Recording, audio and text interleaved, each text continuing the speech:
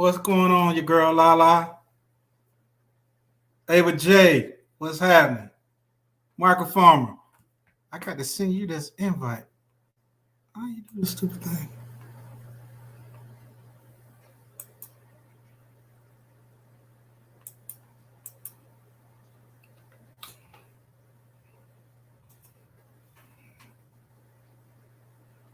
All right, microphone. I think I put it in the chat. Audacity Dawning. What's going on? What's happening? G Mama Grows. Garden of the Eden. Hi, how are you? Oh, hey, Callie. You know we like this right here. I appreciate you. Let me bring my brother up. Let me bring my brother from people done jumped off the bench, boy. They done jumped off the porch up in here, man. Arsenic Element. Man, I wish I had. Well, let me get my cheap plug in. For all y'all who ain't subscribed to me, y'all get over there on y'all second device and come on over and subscribe to Michael Farmer. I see some people I don't know. I see somebody saying, yo, girl.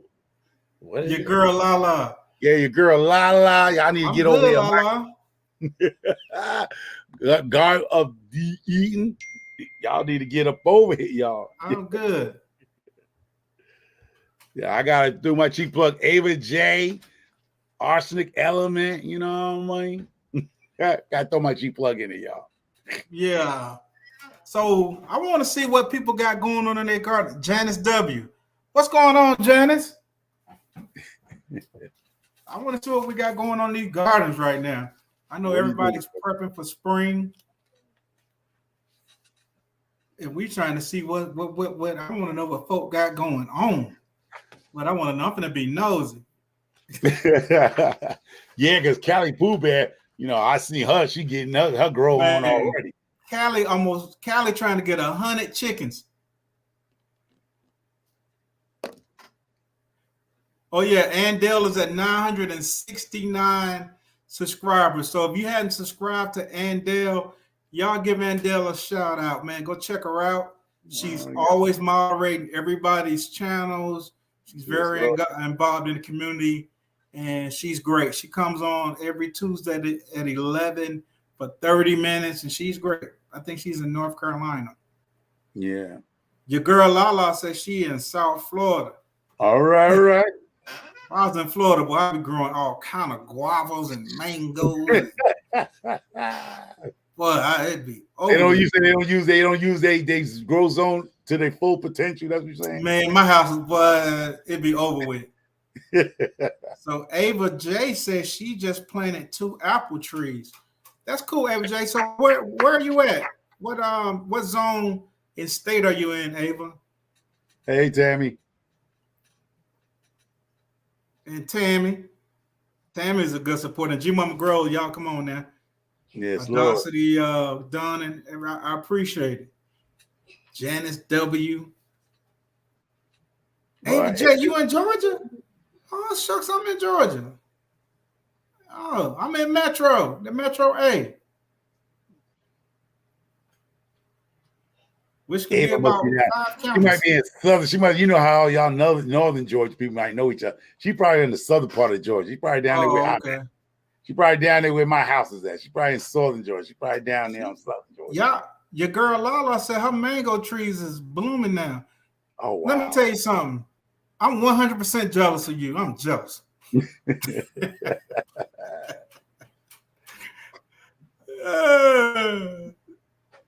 Janice in Zone 5B, suburban Chicago. Okay. Oh, you in Columbus? Oh, okay. Wow.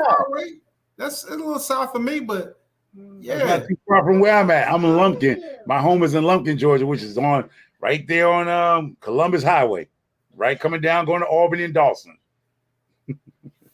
One plant, one water, God increases. Mm-hmm. I told mommy I finished the front page. She had a question. When you allow a plant to go to seed, do you stop watering it? I really wouldn't have an answer to that because. Can somebody bring a slice of pizza, please?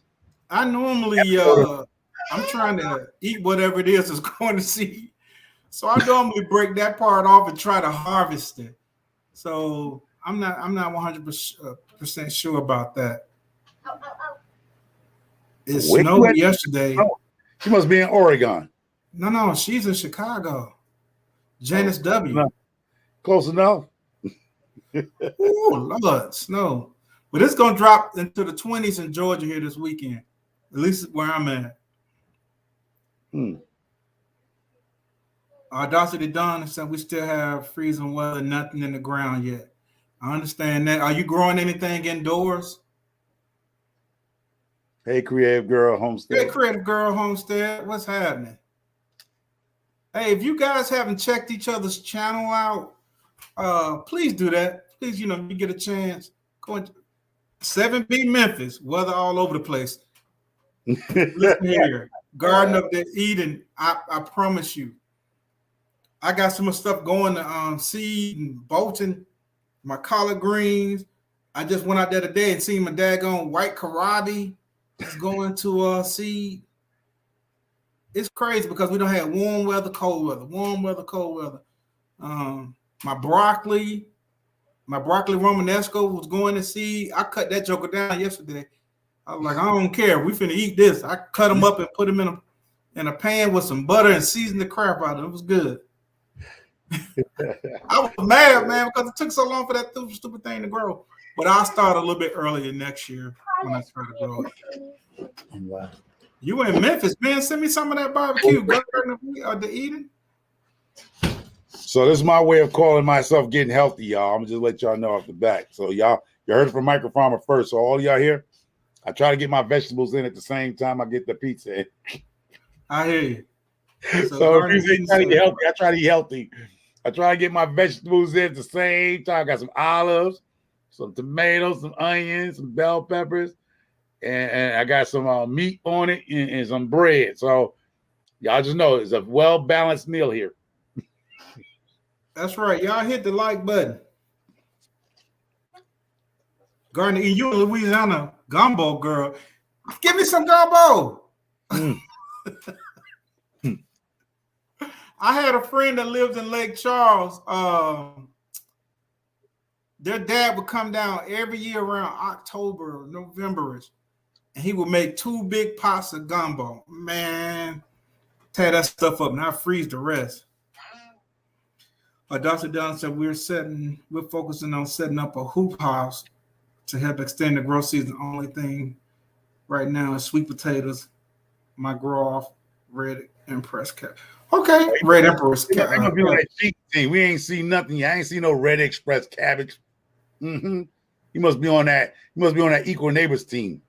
I'm talking about that gumbo, but Rambo Green Hands. What's up, my brother? No, brother. Salute. Coming all the way from London, England. Yes, Lord. What's going on, mate? If y'all hadn't checked out Rambo, he's great. He has a good show.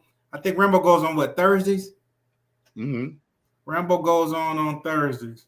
Been following him since he came in, really. Yeah, Rambo's he's great. Y'all go check out my man Rambo. Check out Callie Homestead and with Pooh Bear. Check out G Mama Grows, Garden of the Eden. Check out Janice W. Whoever has a creative girl. First plant, one water, God increases. Amen. Audacity, Donna, and Tammy. If you guys are content creators, if you're a content creator, throw a wave sign in there so people can know that you're a content creator and they can go check you out. Because everybody can learn from each other. And that's a fact. Yep. That is 100% fact. Hey, Home showing out when he showed that Pak Choi.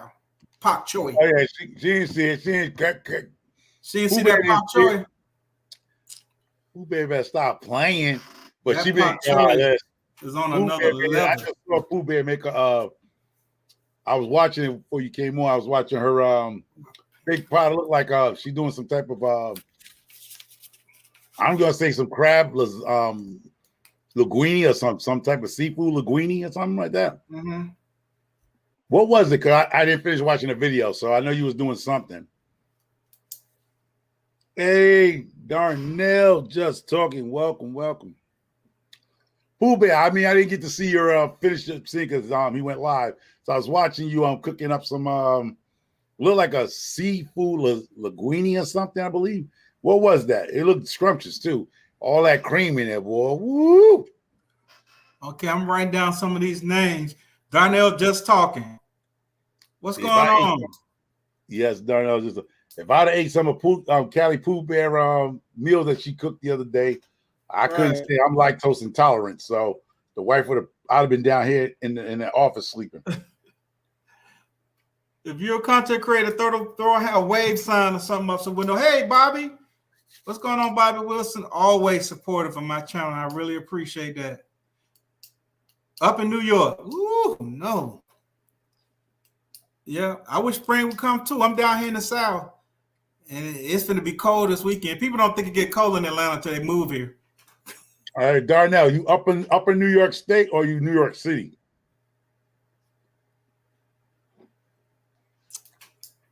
It's a possibility, Ava. I'm thinking about that too because mine is just starting to bloom. I think I might go out there and cover them up. Dang, I hate that. That's what I don't. My peach trees are starting to bloom. My plum trees are starting to bloom. I got a pear tree. And in the last 6 or 7 years, how long I had that stupid tree? This is the first year it's blooming. And I hope I'm gonna go cover them up. I was at the dollar store a few weeks ago and I bought some of those shower curtains. I'm gonna put the shower curtains over my microphone. I got some shower curtains. Yeah. Go stay your wife's shower cap. Put the shower caps over everything, man. Listen. I'm even gonna put a bonnet on my plants. Yeah, I seen one guy. No joke, y'all. The guy used the I seen a guy on YouTube actually use. You ever seen them kerosene heaters that look like cigars and they blow out heat? He actually made a hoop house, and he actually hooked up that type of kerosene. I don't know if they still use those things anymore. What's that? They round it like a cigar, and they have kerosene in it, and they blow heat out of it. Look like a cigar. People use them. They still use them. Yeah, especially people like construction guys and like that. They use them. Yeah. And I saw a guy also use. No, I seen a lady. I ain't gonna say a guy.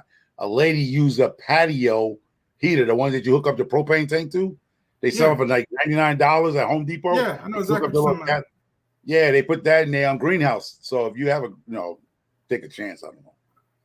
Come out your whole greenhouse be burned up. Yeah, that's what I said. But I saw her use a $99. Look like they sell them at Home Depot, especially in the winter fall time. They for $99, and you put the little propane tank that you do with your cooked your grill. You actually hook that up, and you actually can control the amount of heat that come off it. And they've been using that as a greenhouse warmer, or whatever you want to call it. So Autumn Meadows is in Miami, Florida, and then Darnell said he got people in Savannah and in Macon. Okay, cool. You got them in Central Georgia and South Georgia. That's cool. And Bobby says she uses a ladder. Yeah, those will work. Anything that'll heat that thing up, man. I'm worried about. I didn't think about that, Abe, but that's a good. Yeah, it's gonna get cold, man. Dang, I'm gonna go wrap. Yeah, that's what I'm gonna do. I need to run up to the dollar store and buy some more of them shower curtains. You know what? I haven't tasted a good peach. When I was in Georgia building my vacation home. Yeah. Even the peaches at the time, back in the day, you can go down the highway to be a whole bunch of peach stands. There wasn't a lot last 4 years. I was down there 4 years ago. Mm-hmm. They wasn't that much there. I'm like, and the ones I did get was not juicy like the ones I remember where you go, bite into it and all the juice rolled down your arm and shit. Yeah. The peaches wasn't the same like I normally know a Georgia peach was. So I don't know what's going on, y'all. Yeah, some of those peaches, man, like they're not even from Georgia. You know what I mean? A lot of peaches not even from Georgia. But you're right. I live in Georgia and sometimes, but I know where to go. Oh, okay. Like, don't go to no regular grocery store like Kroger or Publix or something you're finna get a good peach because you're not. Yeah. They're gonna be hard.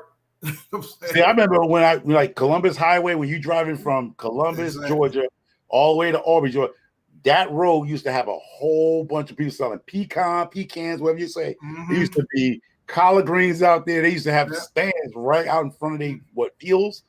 You can go get a bushel of peaches. I mean, literally, and it could be hot. It could be like 90, 100 degrees out there. You bite to that peach, man. I mean, just juices all over. It was sweet. You didn't need no ice on that peaches. It was just delicious.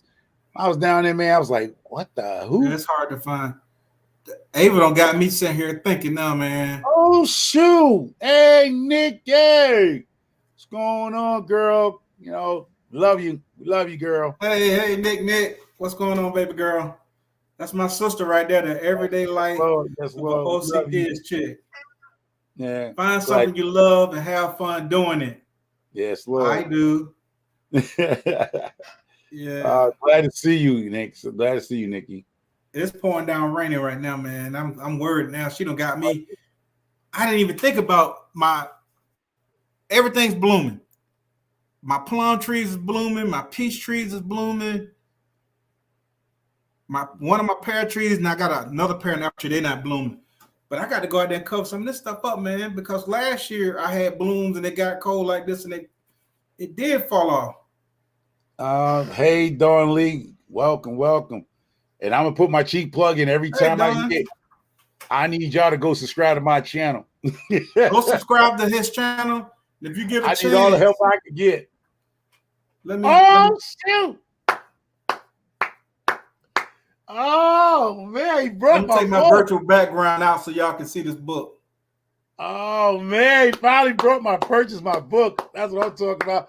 See what I'm saying? Good people, good folks, man. I appreciate you, brother. That's an extra $4. That's an extra $4 in the next couple of months. That's $4 added to the ching. That's better than a super chat, y'all. That's way better than a super chat, because that means that book will be there for his great grandchildren to read. See, that's what I'm talking about. They're like, I ain't letting them read this. Then she said, "Put your arm." No. You know what I'm saying? See, that's better than a super chat, because a grandchild or a son, somebody's gonna read that book for generations. That's generation wealth right there. So I'm gonna go ahead and plug. This is Micro Farmer book. It's called Buck Fools. It's by Homer McMillan, and you can find it on Amazon. So if you get a chance, go order this book. That's my plug for my brother. Appreciate y'all. Damn, she had, and then my mama came home. Yeah. I ain't let my children read it.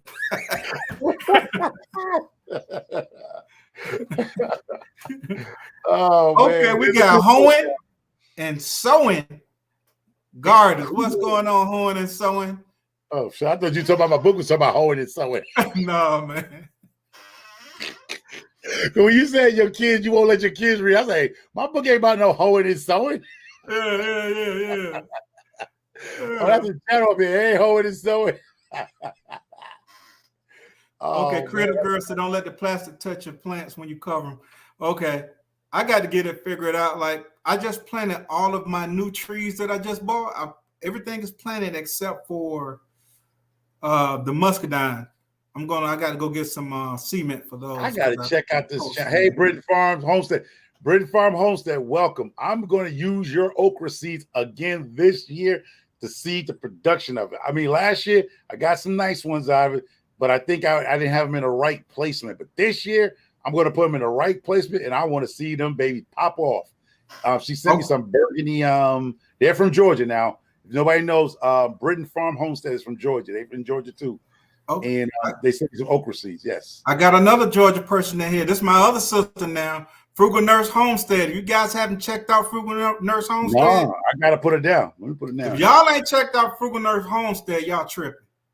All right, my sister. Who tripping? I just said. I mean, hey. Yeah, hey. Subscribe to me. I subscribe back. She one of your homegirls too, Michael Farmer. She from New York. Who? Frugal Nurse. Once you hear that accent. I know she's from the Bronx or Manhattan. Yeah, she has a real good live, giving you a lot of information. I gotta check that. I wrote you down. Yeah, and then we got Big Mama Garden. Y'all know Big Mama Garden. She's a really good gardener also. So make sure y'all check out Big Mama's Garden. Why these noobs? See, all these people been following you, and they don't be coming over here checking out your homeboy. So all y'all need to get over there and get microfarm and get me up to that community page. I mean, I'm waiting on my community page, but I can take some more. See, she put up that BK. She from Brooklyn. She up there with Biggie. What? Hey, I used to live in Coney Island, Brooklyn, with my mom. That one back in the day. First thing first, I pop her. All the honeys, dummies. Those want my money. Yeah. What you know about Big Papa? Yeah. I'm black as ever. However, I stay Gucci down to my down socks. To the socks. Rings and white. Filled with rocks. Yes, sir. I love that Biggie boy. Yes, Lord. Ava says she cooking and listening. That's what I'm talking about. So you know what I'm gonna do? And I probably won't be at video because it's raining, but I'm gonna go out here and harvest one of my cabbages. I got these deer steaks already out and ready to go. We're gonna do some cabbage, some steaks, and we might even do down to the socks. What's the name of those squash that are butternut? I grew some butternut squash last year. You still got butternut squash? Huh? Yeah, I grew butternut squash last year. I got 3 of them guys, bro. We might cut up a little butternut squash going on. What? Yeah. I made a killing. Said Gucci down to the socks, rings and watch filled with rocks. They want to creep me in my teepee. Yes, we're gonna do the whole song. We're gonna get a strike. Nathan. Man, Biggie was the best, bro. Yeah, he was the best. I think he's one of the best. If he ain't the best, he's one of the best that ever done it. Yeah, yeah. Well, you know what? I'm gonna say in a Generation X time, but because Sugar Hill Gang was the best in my time. Sugar Hill Gang was cool too, but I like from that generation. Who? Kumo D? No, I ain't never liked Kumo D. It was hard for me to get into him. I like Big Daddy Kane. From that generation, I like KRS-One. Oh yeah, that's Bronx. That's Bronx baby, Bronx baby, KRS-One baby. I like KRS-One, man. Yeah. And G Mama Groves, you know, she needed to put her stuff back on Spotify so I can get some of that and hear some other stuff. G Mama Groves used to be a rapper. Yes, indeed, notorious. Precious, what's going on, Cali Cal? EPMD and Eric B. Yes, Lord. Man, listen. I was stationed overseas when they came out. I was in Germany when they came out. And when we first heard them, I was like, oh, Michael, dude, they was, oh, man, I still love them. Yeah, let me tell y'all something, man. That was just something different. I can't even play certain rap music in here, y'all. Grandmaster Flash. Grandmaster Flash, I went to go see him in concert when I was a teenager. I seen Grandmaster Flash in the Furious 5, Run DMC, and Houdini. And then they had the dancers, what those guys call them, up rock, some kind of break dancer, up something. But Houdini's who I want. I want to see Houdini, now, Run DMC. If I go old school on y'all, just forgive me. See, my first one was Black Moon, MOP, Nas. That's the stuff y'all on my wild out days. Black Moon, Black Moon, and MOP. Yeah, definitely MOP and Nas. I didn't even need alcohol in my system. All I had to listen to Black Moon and punch somebody in the face. See, I ain't want to hit nobody. I didn't even need alcohol back then. If I listened to Black Moon and MOP, I'd have punched somebody in their face. So Janice said she was stationed in Ramstein Air Force Base. I used to party at Ramstein. I was stationed in Baumholder. I was stationed in Baumholder my first tour. And then my second tour, I was stationed in Nuremberg. Zurndorf Barracks in Nuremberg, the second tour. But I partied in Ramstein. If you want the best tasting beer, hot, warm, whatever, German beer is where it's at. I had boys they lived there now. They live in Germany. They was in the military. They came home and they went back and lived back over there. And every now and then they will send me some of that beer. Yeah. Ooh. And you don't drink it cold. You don't drink the German beer cold. Well, that's not their way. Man, listen, German beer is awesome. Yeah. It is warm. You don't drink it cold. So the thing about it is every little town got their own beer. Every little town got their own brand, their own Pilsner. So Hohen and Soren said she was stationed in Frankfurt and Nuremberg and had a boyfriend and Baumholder. Yeah, I was stationed at the Rock and Baumholder, but that thing right there, Yes, sir. It was serious. I love Nuremberg. I used to party in Frankfurt a little bit, but I like Nuremberg. Yeah, it was nice.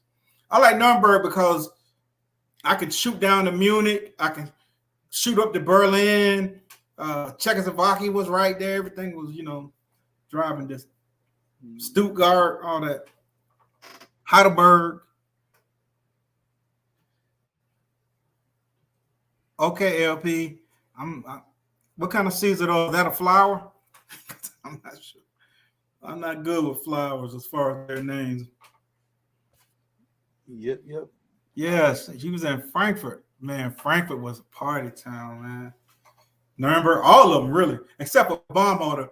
Baumholder really wasn't no party town. We used to either go to K-Town or Trier, Landstuhl, Ramstein, stuff like that to party. Yeah, I loved it in Germany too. Well, I'll make it over there one day. Yeah, I hope I make it back. They let me back on a plane when I come back. I'll probably be so drunk they won't let me on the plane to come home. Yeah, what's the boy name? He was just here. Jerome Span, the little young cat in his 30s. He was here year before last, before COVID. Right before, what year was that? 2019. He came over here. I know his dad. He came to visit his dad. He stopped by here and stayed for a while. Jerome Spam. I know his mom and his dad. Wiesbaden. In fact, Jerome just got married. Nephew jumped the broom. Yeah. So what happens if you jump a mop? I don't know. Oh, he might jump in the broom. He might jump the mop. Wiesbaden was a really nice city too. Yeah, Wiesbaden was nice. Yeah. I had a lot of fun in Germany myself. Ja, ich habe viel Spaß, wenn ich bleibe in Deutschland. Yeah, speaking. Yeah, don't overlook me, microphone. I was a bad boy.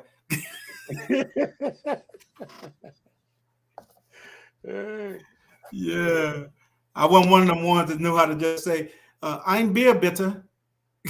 Ein Bier bitte. That's how most of the "Ein Bier bitte" mean. Can I have a beer, please? Well, she used to roller skate in Hanau. Oh, really? You were moving around. But once I got my car, man, we was in the streets. Once I got my car, man. And then my second tour, they shipped my car over. Yeah. But my first tour, once I got that car, she said her German's terrible. Ich spreche nicht so viel jetzt, aber ich verstehe gleich alles. Yeah, I don't speak as much now, but I understand just about everything. Wenn du sprechen langsam, when you speak slowly. Yeah, I spoke it pretty good. My friends, they made sure of that. Like if you show some interest in it, they're gonna make sure that they start speaking in English to me. No. Du musst sagen Deutsch. No English. I said, okay. She said it wasn't a game. I'm talking about, man, I had so much fun in Germany. I really enjoyed myself. The culture, traveling, the things that you could see. Yeah, I had a good time in Germany. Yeah, both tours. Yeah, both tours. I did a tour in Korea too. I was stationed on the DMZ.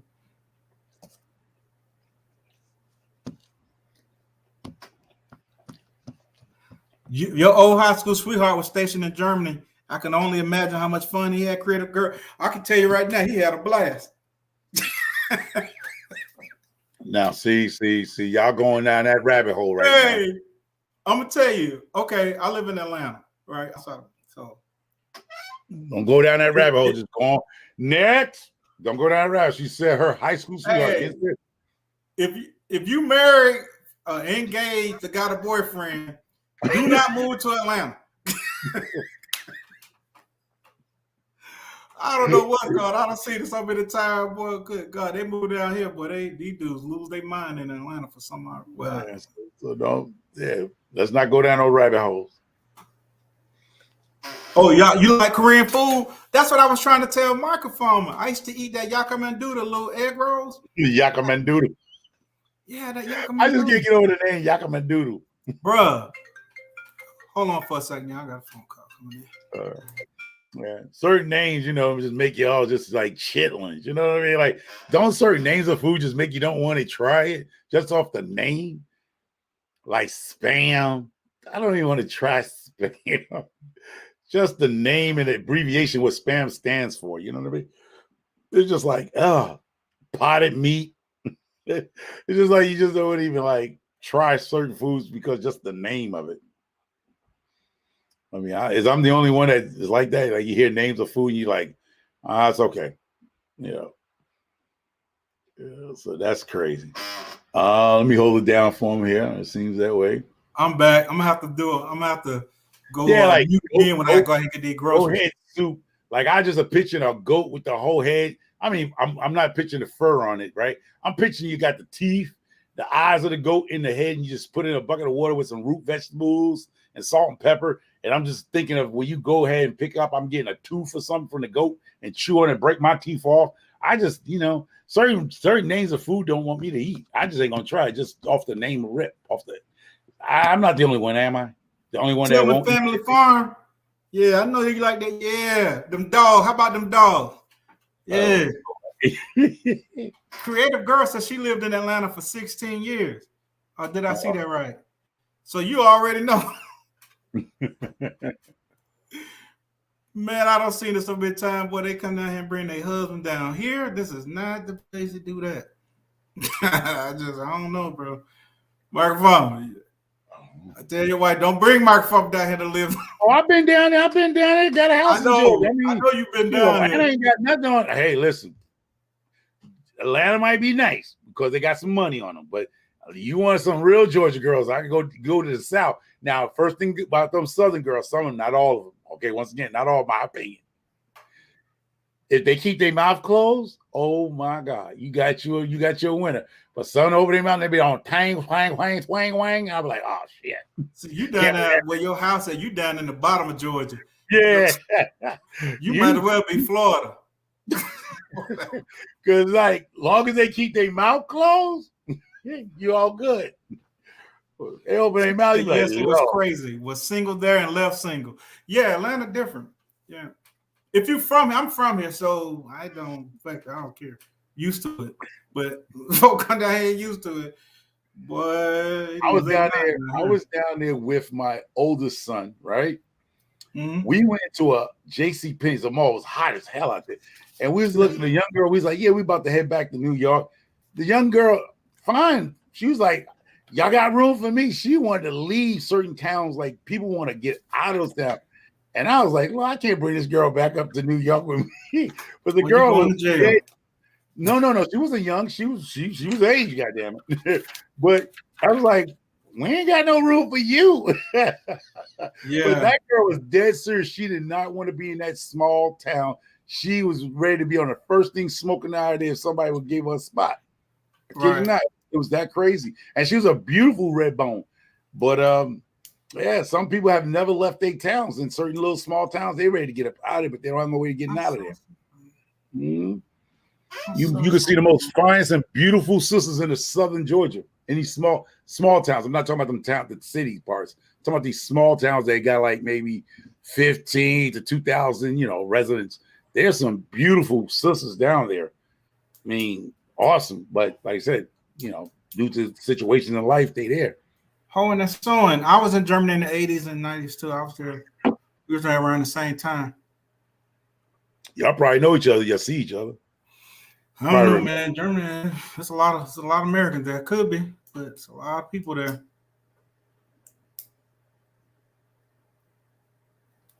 Tillman said they got 4 garden spot, probably a 1/4 acre total. This past weekend, I put the tiller on the truck and turned in a year's worth of compost. Got my corn planted too. So yes, sir, you ready? Oh, you good to go. Yep, you doing it. All right, Mark, hold it down for me about 5 minutes. Let me get these groceries out the car. All right. Hat Creek Homestead. Blowing the horn, man. Go, man. When they blow the horn, man, you in trouble. That means you bring your butt out there. When a wife blow the horn, that means you in trouble. They're like, you taking too long. Come out and get these groceries. They're like, wow. I don't care about no dog, you too. Anyway. Hey, Hot Creek. No, I Hot Creek. Gotta get my glasses. Hat Creek Homestead. What's going on? Yeah, actually Colin Powell, right? Yeah, okay. He was your command. Oh, he was your commander. All right. At the time, okay. Definitely, I heard that horn blowing in the background. That means bring your butt, bring your cheeks on. Yeah. So yeah, that's a lot of things. Like I'm growing a lot of stuff on my channel. You know that Hands in Dirt, myself and the OCD chick has a show called The Chat. So right now we're gonna probably be doing our own lives during the weeks and stuff that's coming up. Me and him, we'll discuss it, For the people that don't know, OCD chick, her mom had passed away this week, so we didn't do the chat this week. So hopefully, things get together with her and her family and stuff, where we can come back as on the chat in the future. But right now, it's going to be me, Hands in Dirt, probably doing our own lives and and doing lives like this together, whatever. And we love, and I ain't gonna lie, I would love for other channels to come up and do lives with us. I mean, if you really want to get out there. If y'all see how much fun that we have joking and laughing, it's easy. Just, connect with one of us and, hey, come up on the panels. Hit me up with email, microfarmer4@gmail.com. I mean, Hands in the Dirt also. I can't really speak for him, but I can speak for myself. I don't mind coming on people's lives and helping you out, getting your watch hours and, getting the people in the community, get to know you. Sometimes you have to connect with good people. When you see other people's lives, you see how many people watching them. If you feel it's somebody you can, relate to, hit them up in the email. You don't have to, say nothing in the chat. Hit them up in the email. I would like to come up and see you. Like, we have a great friend. We was on his live earlier today. Is African Dreaming. Right now it's like they're 8 hours behind a lot of us. So right now it's 1 o'clock in the morning, almost 1:30 in the morning over there. And we was on his live. So feel free to hit me up. I don't mind coming up and do lives with people and just chopping it up and just having a nice time. I don't believe Hands in Dirt won't have no problem with that also. Callie Pooh Bear, she does lives, Definitely you start doing some collaboration with people. You don't have to be solid friends and do it all the time, but every now and then, the community should help each other, get their feet wet in lives. If you're scared to do a live because you don't know what you're going to say, hey, microphones definitely want to go. I like to talk a lot anyway, so half the time you're going to be standing on the sideline anyway, but I'll let you interject, but I'll definitely help you out to get your watch out because a lot of y'all want to get in it. Some of y'all might be already monetized. Hey, Miss Andell, what's going on? Everybody, if you're not subscribed to Miss Andell, she is almost way to her 1,000. Yeah, we're just talking about that. She's a 900 and Cali Pooh Bear. We're just talking about that. So we make sure we get her taken care of. So Hat Creek Homestead said they turned their garden over this weekend and they're going to start my seats inside this weekend, hopefully. Where are you located at Hat Creek Homestead? Where are you located?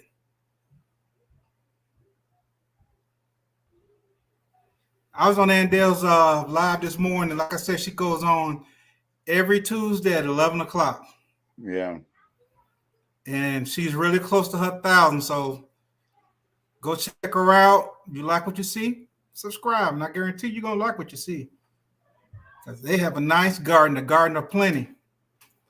Yes, really nice. Mm-hmm. So if anybody that want to go live, or are doing lives, I'm available to go live with a lot of people when you go live. If you want to get your feet wet, come up on our lives. Even if it ain't your live, just come up. Hit one of us up. I know my email is simple. It's my name, my channel name. I'm a family of 4 at gmail.com technically. So it's microfarmer4@gmail.com. Hit me up in my email and say you would like me to come on your live or you want to come up and, future of my lives. I don't mind people coming up. You don't have to be kissing nobody's butt to get on the lives and get shouted out in the click, but come on up. This is the only way you're going to get it. You start your YouTube channel, it's a way of getting your feet wet in the live game.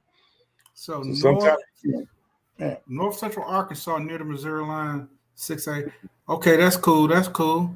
Mm-hmm. I like that. Yeah. Because it could be intimidating.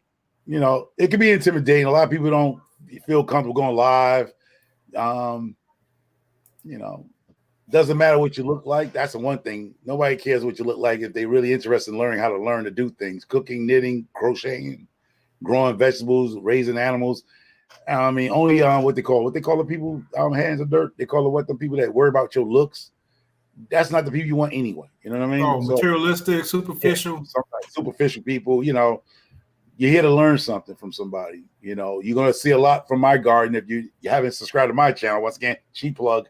If you haven't subscribed to my channel, you're going to see a lot going on in my channel this year. And, it is what it is. So I do, like Hands of Dirt would tell you, if you want something done, all you got to do is challenge me and I'm going for it. So I put the link in the channel for anybody that wants to come up, especially if you're a new gardener. I'm far from an expert on this live stuff, but you're welcome to come up, talk about your channel, so people get to know about you. So the link is in the channel. Just let me know. Just click in there.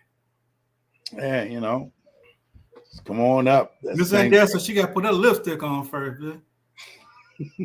Ain't no criminal, man. Yeah, don't be scared to come up. I'm definitely gonna be. I'm gonna tell you, I'm probably the most reachable person that I know. Oh my Jesus! Y'all can reach out to me because everybody that follows me gonna say Michael Farmer don't care. I'm just gonna be who I am. I'm not trying to be no fancy person. You get what you see. That's it, y'all. That's it. I can Miss Andel can vouch for me. A lot of people that's in this chat can vouch. Microphone, I'm just gonna be me. So can we get a refund on Microphone? Huh? Can we get a refund on Microphone? Trust me, you want views, you want somebody to recognize you, come on Microphone, because they're gonna be like, she brave. Nah. Come on my channel. I'll promote you all day. I'm a girl go that quick. Where's she they say Andel need 27 subs, y'all. Go ahead, ring the alarm. Go subscribe. Let's get it in. You only need 27 subscribers. That stick. Now you got to stick. Go watch some of her shorts. Those shorts count, so you don't have to watch her whole videos. But at least watch 2 or 3 of her shorts, and hopefully your love over there stick and holding into the game.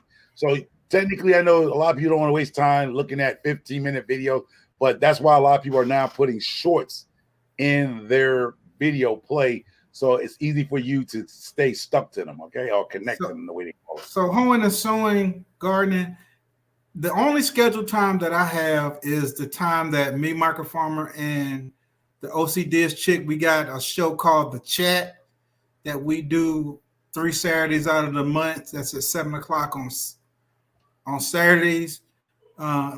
It's been put on hold for a little while until Nikki comes back, but Michael Farmer goes on Tuesdays at 1 o'clock. Mm-hmm. So you can come check him out at Tuesday at 1 o'clock.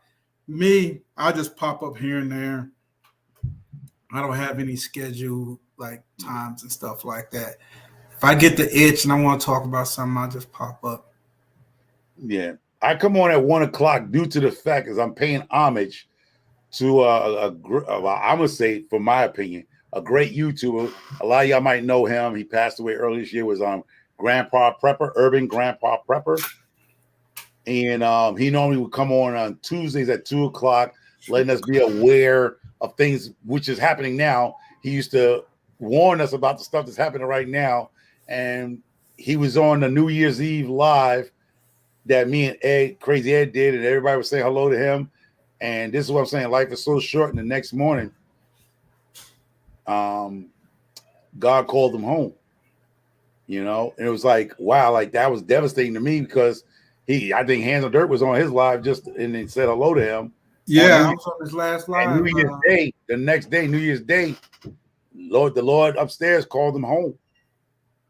And it was like, wait, what? We were just on the live with us on New Year's Eve and New Year's Day. The Father, the Lord, called him home. So I believe his channel is still up. So if you want to check out who Grandpa Prepper was, he was more of a prepper, and he was warning us about, things that was going to go on in America, things were about to happen, like some of the stuff that's going on right now.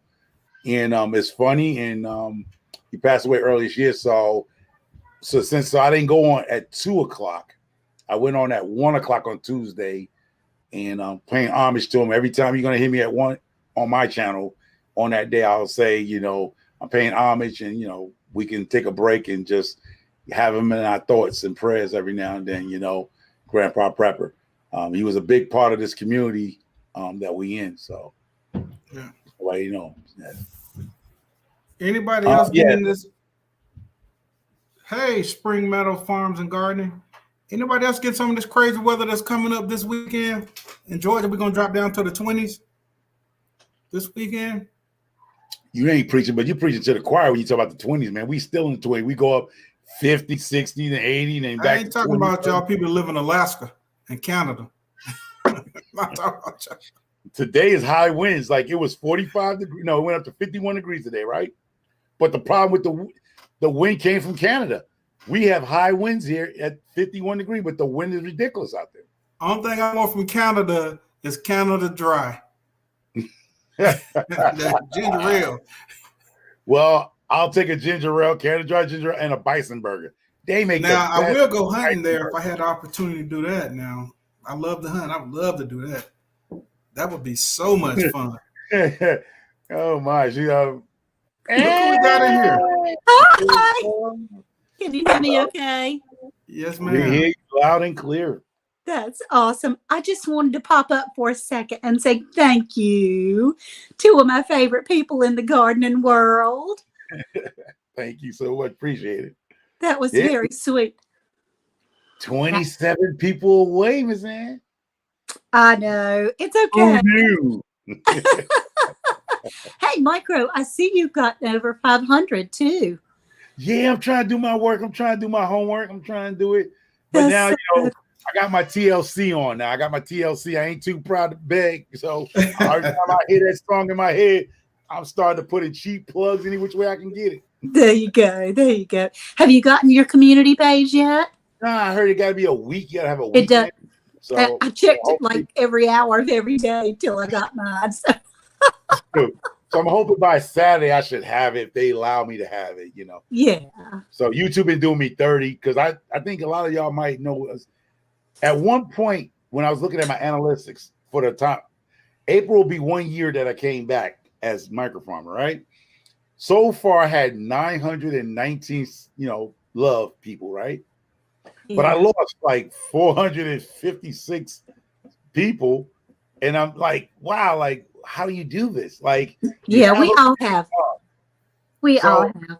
It, you drop 10 or 15, you gain 10 or 15. Yeah, I felt hurt. I felt betrayed by YouTube. I don't know. No. So I had 919, right? And then I had 456 taken away, and I only had 400 and something number. And I'm like, what? So yeah, that's a little tough. I got the same thing. About even. The amount that I had and the amount that I lost was almost even Stevens. You can't look at it like that. What we do is you just look and see the ones that are there are supposed to be there. That's true. That's true. How are you doing, Stacy? I'm doing wonderful, Miss Andell. How are you? Good. I loved your video of how to fill up the raised beds. Yes, ma'am. With the cardboard and the paper and the leaves and then the soil. Yeah. We have a lot of cardboard around here now because, I kind of order from Amazon a little bit. Oh, and, yeah, we got that problem around here too. Don't be coughing in there now. Yeah. Yeah. I got an Amazonaholic over here too. Well, we live in such a remote area that honestly, the only way to get things is to order them, especially that YouTube do kind of stuff where I see what everybody else has and then I want it too. So yes, that's true. Yeah. But I'm hoping to be able to use that cardboard in the land of plenty this year. So Yeah, you will be able to. And if I'm finna like I started filling one of the other ones. Got the cardboard in now. I got the leaves. I'm gonna put some more leaves, some more shredded paper. Then I just go over the top and give it maybe like 3 inches of soil, and then it's gonna break down because all of it is compost. It's gonna compost. right. And Do break you down. use topsoil or seed starter or Just topsoil? I get it from Lowe's, and then I amend it. But I do have compost. I got some composted horse manure in one of my compost bins. I got some other compost. I got like 3 compost bins, so I can go in there and get a wheelbarrow and put some in there and just spread it over the top real thin, just to give it a little bit more, something to give it a little kick with. And that's all. I don't really use a whole lot of different stuff. Like I was telling you guys, this blood meal and bone meal, all that stuff is new to me. I never used it. I got some new changes of compost. Like I was gonna say, Micro's got the compost. yeah, but I'm gonna have a bigger compost, right? Because across the street from me, it's a wildlife preserve in front of me, right? I'm going to go in there this year. I'm going to go out there with a weed whack and I'm going to clear a section out in the middle of that forest over there. Mm-hmm. And I'm going to make my own compost pile. So I got too much stuff in here. So I'm saying, why am I use my space? I can start going in there. Kid you not, people are scared to go in. Even the police officer, when the old lady went missing here, they did not want to go in that wildlife, what we're going to call wildlife conservatory, whatever you want to call it, preserve, whatever. Because I get the coyote that comes through my front yard and the deers and stuff, that the foxes go in there. It's a lot of stuff in there. You hear weird noises in there. And it's wildlife, what you want to call wildlife preserve in front of me. So I'm saying, I'm not scared of that. I go out there with my little sling, and I'm going to go out there and I'm going to actually start composting in Nature's Garden over there across the street. And I can get my compost. Instead of trying to get rid of it, I'm going to just go ahead and compost inside that forest over there. Yeah. Now Don't worry about it. I ain't going no more than 35 feet. Don't worry. I got an advantage. I videoed it a couple times. So my neighbor to my right, we got woods behind our house. So, they got the tractor mower with the bag runner. So they bag all their leaves, they bag all their grass clippings. And then they take it in their backyard, in the wooded area, the part of the backyard, and they dump it. And they've been doing that for years. So it's been composting for years. So I just go over there with my, a lot of times I just go there with my trash can, and I just, even though I do have my own compost, that stuff been composting over there. Next time I'm just gonna video just to show people how big it is and how much they've been dumping over there for years. And that's awesome. It's I got another way of getting free compost and free mulch and stuff. Yeah. It's got to be. I kid you not. It's got to be about 40 to 50 acres worth of wildlife preserve in front of me. Wow. It's huge, and I'm telling you, from deers, coyotes, fox, anything and that's where that raccoon came from. That was in my tree. Y'all see my video of that raccoon? Yeah, I did. He lost his way. Like normally they stay over there, but that day he came over here and set off my motion detectors, and I was like, "What the?" Oh gosh! So I went out there. Listen, he was scared. Who was scared? He was scared. Stacy would be in heaven in that wildlife. And I would have shot the crap out of that raccoon. We'd have a hat. That's what I'm talking about. I'm gonna have a hat and a meal. I mean, if people know, I know people don't like the word of raccoon, but raccoon tastes delicious, y'all. I'm just gonna let y'all know that right now. Oh, really? I've never tasted raccoon or seen anybody eat them. But if your family is from the south, chances are you done ate some raccoons and some other mystery meat. I have eaten some mystery meat, I can tell you that. But I had it one time, probably about 5 years ago. So I got some friends live up in Hartwell, Georgia. When I tell you these boys is country, they are country. And they had it on the grill. They had smoked it or something. Mm-hmm. And they were surprised that I had never eaten it. Like, you never had it? I said, no, bro, we don't cook no. And I said, yeah, get you a little piece. And I tasted a little piece of it, and it was actually pretty good. The way that they smoked it, man, it ain't nothing I'm finna go and, I got no taste. Chill every day and try to get a meal. But the way that come across now, I'm an opportunist eater now, guy, dog. I'm an opportunist. I did have a neighbor that accidentally hit one on the road and stopped and went and got it and put it in their trunk. So Yeah, people do that. Hey, Danae's Backyard Garden to Oh, that's me. Distress, Listen, Miss Andel, Planet Garden TV. if I come up the highway on this parkway and somebody hit a deer that's right in front of me, I don't wait for the state trooper to come so I can say, can I get the meat? I'm taking a deer. Because most time when a car hits a deer, especially these city folks, right? They hit the deer tap their car. Usually the state trooper will drag the deer off and throw off the side of the road. Yeah. I just happen to be not one of those people that be right behind them. If I see that, I'm pulling over with them. I go out there, I get them some trail mix out my trunk. I give them a bottle of water, I get them a blanket, and I'm waiting there with them. So when the state trooper take the deals, I'm going to field dress that deer, and he's going to be sitting on the top of my hood and bring it home. Because I know, yeah, I can't go get something that's already killed and I didn't see how it died, so I'm not going to go. But if I ever see a car in front of me hit a deer, I'm pulling over. You go get that thing, that roadkill, aren't you? They come and write that report like this, and when they decide to drag the deer and throw it to the side, I'm like, oh, no, I got my bag. Let me speak to a few people in the chat. We got F.R. Humphrey, Danae's Backyard Gardening, Planners Garden TV, Garden in Perth, Western Australia. What's going on, mate? Hey. What's we got here? We got Latanya Lewis. What's going on, Latanya? See you in a while. You said free food roadkill. I've never done that, but I will hunt a deer. That's for sure. Yeah, he had luck. I've never been wild hog hunting, but that's what I want to do next. You know, from a tree though. I don't want to be on the ground with them. Yeah. I hear that you have to be real careful with the wild hogs. Yeah, they will hurt you. They can be tainted.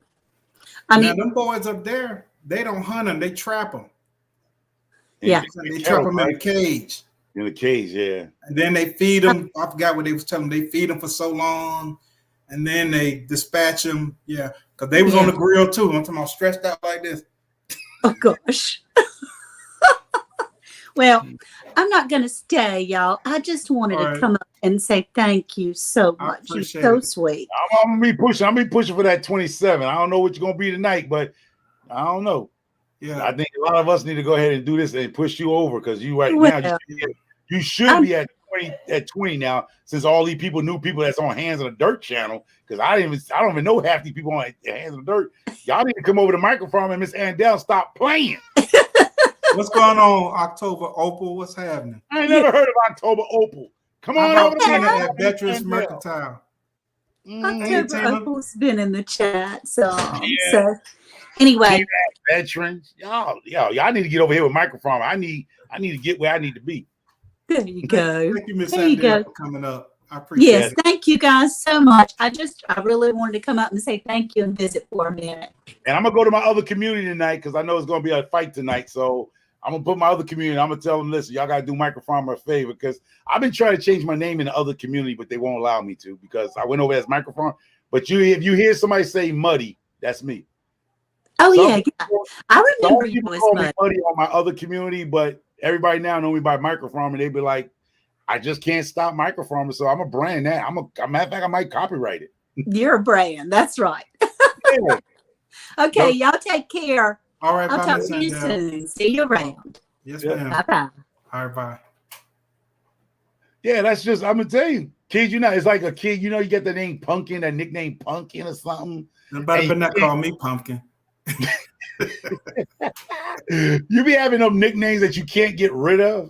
Yeah, I understand. You know what I mean?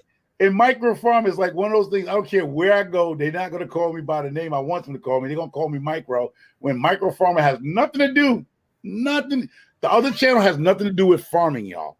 But everybody and people be in the chat talking about, why is a farmer in this chat? I'm like, no, that's just my name. Y'all just won't let it go. So it is what it is. So sometimes nicknames and channel names you can't get rid of them. People just gonna know you. The link in the chat. If anybody else want to come up, talk about your channel, talk about what you do, how long you've been gardening, what's your plans. You're welcome to come up. And see, Hat Creek, I'll say their name was Punky because they was born on Halloween. And it takes hard for people to call you by your name or the name you want because they know you by that for so long. Yeah, don't call me that. It's just like somebody calling me Strawberries.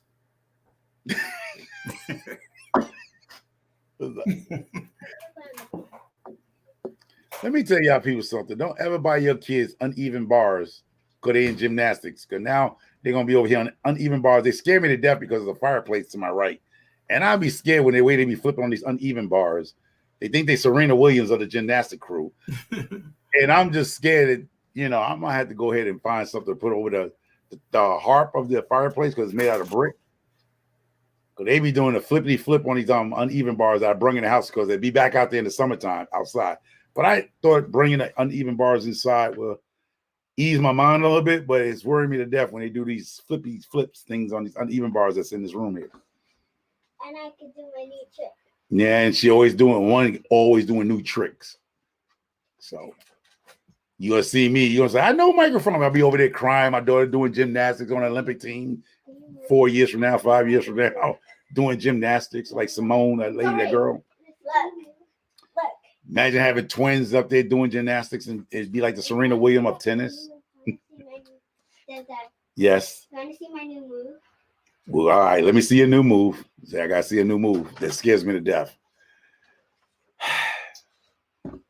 Yeah, this All new right, move. So Precious You know what's said so she's funny? at work or she would have came up. Oh, you know what's so funny with your kids trying new moves on uneven bars? You know when you watch gymnastics, if anybody watch the uneven bars where they flip and they flip and they flip. Yeah, mine's be trying new moves out there. And it scares me that I'm gonna be in the emergency room one day, but they got it down, pack a little something. But it just scares me how they do the uneven bars. I know when people watch gymnastics and you see them girls jumping and flipping and grabbing the bar and going back this other way. Yeah, mine's scared me to death with their new moves. Mine, they both, all of them took gymnastics, and when I used to go there and watch them practice, I used to be scared to death. Yeah, but they all learn how to do backflips and all that foolishness. Like, Dad, I know how to do a backflip. I'm like, you don't know how to do it. The next thing I know, she boom, boom, boom. I'm like, oh, okay. I'll just be feared that, I don't know. It's just, I think that's being a parent, right, y'all? Tina says, youngest is 21. I remember broken arms. Yeah. Yeah, that's what I don't want. Yeah. Khalil got his arm broken. Oh, Miss Gail. Hey, Gail at night. How you doing, Miss Gail at night? Where's Gail? Oh, hey, what's going on, Gail at night? What's going on? I got your boy up here with me. My brother from another mother. Yeah, Miss Gail. I know the world's going to beanbags where we at in life sometimes, but you know what? That's right. If our Humphreys sign them up. No, they in gymnastics. I go swimming every Saturday. They in the swim. They doing their swim thing. Yeah. Hey, listen.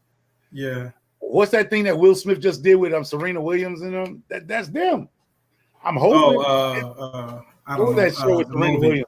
Yeah. What's her father's name? Their father's name is Joe Jackson. I just ain't Joe Jackson. I ain't Joe Jackson, but what? Okay. See, this scared me. They learning new moves. They got these new moves on these uneven bars that's in the house. Uneven bars are not meant to be in the house. They're usually outside in the grass where if they did fall, they land on some soft dirt. And here is a concrete bottom floor, and where it is next to you see a fireplace like HandsInTheDirt. It's made out of stone and bricks. Oh, okay. You got one of them. Masonry. Yeah. And they doing new tricks. And yeah, Richard. Yeah, but my name is gonna be Homer. If y'all see me on the sideline at 60-some years old crying with gray hair, I already got the ball spot. Don't worry about the ball spot. Hey, Angelina Groves, what's going on? You're going up? All right, later. Yeah, this one right here. This one right here. This is gonna be the Serena of all. This right here gonna be Serena of all. She's the one making up new moves every week. And that's Lizzie. That's the other one behind them. Twins. Yeah. All right. They are. All right. Yeah, scare me to death. Twin Brook Acres? What's happening? Oh, shoot, Twin Brook Acres. I did put the link in the chat. If you want to come up, I'll put it in there again and talk about your channel, what your plans are for this spring. Promote your channel. Yeah. Yeah. We said pads. Yeah, they gonna grow like they dad. We ain't no pads. We didn't even have no helmet. Don't be sitting there talking about you scared they're gonna fall if you don't go get those pads. No, that's when your kids. It irks me, but you know how sometimes kids be doing something and you say something to them, take them off their balance, and you mess them up more because they know what they're doing. You just paranoid as a parent. Paranoid because yeah. Yeah, and then you get the kids start doubting themselves of doing these tricks because when I see them boys on skateboards. Hold on. I got to give microphone another shameless plug. Plug, please. So let me take my background down. Yeah, please take that off. Thank you. I appreciate it. All right. Let me put my cap down. Do a shameless plug for Marco Farmer's book. I don't know. Let me turn my light down a little bit. I can see. There we go. There you go. Oh shoot! Come on. Not to just say that's my book, y'all, but that's a good book. It's a funny book. It's everybody, everything in. That's it. My first book. And Amazon.com. Mm-hmm. It's called Buck Fools, an Urban Comedian by Homer Macmillan. There you go. So run, get you a copy of this. Let's support my brother. Shameless plug. He not even paying me. Boy, I don't know what I'm doing. Oh yeah, but no, some people want to say go buy my book. It's a good book, great book. Yeah. I normally don't promote my book, and lately people have found out I've written a book, and they've been support me, telling me about. Oh, I didn't know you had a book out, because I normally don't. Even on my own lives, I don't talk about the book because the book been around. It's been around for 5 years, right? And it sells. And I've been talking to people about what they call residual income, passive income, whatever. That book sells itself. It's a great comedy book. I don't promote it that much. I'm thanking God that some of the YouTubers who are purchasing that book is promoting the book. It's a funny book, and I don't say it because I wrote it, because it's what it is. But yeah, okay. But it's a good book. It's a good book to read. It's actually something that you can actually sit back and just kick back and read and enjoy it. So that is a book. It's a comedy book, and that's my first book. And I was taking lessons from other authors, where I try to put the book where everybody can read that book and get laughter from it. So that book is where everybody can read that book, from all races and everything, all ethnic, all lifestyle. You can read that book because everything is in that book. It's called Buck Fools. Yeah. Hey, Kelly. Thank you, Latanya Lewis. I appreciate it. Hey, girl. Hey, brothers. What's happening? How you doing? I'm good. How are hey. you? Now, I'm you over there with good. 100. You're trying to get 100 chickens. What you finna start a Popeyes? So it's like this. I am trying to retire my husband. I want him to work for himself, to have his own business. So what I'm trying to do is like, oh Lord, what happened? Go. Okay, there you go. There's a lot of restaurants and stores by where we are, because we are kind of rural, and things are going really bad. Can y'all hear me okay? Yeah, we can hear you. Okay. So with the situation the way it is, our original agreement was we were going to start our garden and, sell the vegetables in the box. I think it's called PSA or whatever it is. The CSA or whatever it is, the box where you have all the different vegetables and everything. And then we said, well, why don't we also offer eggs? And so we've been starting ever since October, just slowly, gradually buying chickens, 10 at a time, 15 at a time, 20 at a time, 30 at a time. So now we're at 75. But we got a rooster now, as y'all probably saw in my video. We got a rooster now, so that we don't have to keep buying as many chicks, because now that we have 30 that are laying, we can now have him fertilize, some of those, and then we can get we're ordering an incubator so that we can start hatching our own chicks and saving some coins. Now, I'm going to ask you a question about that. When you just maybe I do, as you driving, you say you're in a rural area. Do you have them little small mom and pop diner type things? There are a couple, and we're working on those, and we're working on the farmers markets. So you guys saw when the USDA came out and were surveillancing our land and everything. So they're still helping us. But now I'm working with agriculture. the agricultural department. So they're helping me get my licenses and everything so that I can go into the farmers markets and be able to sell to everybody.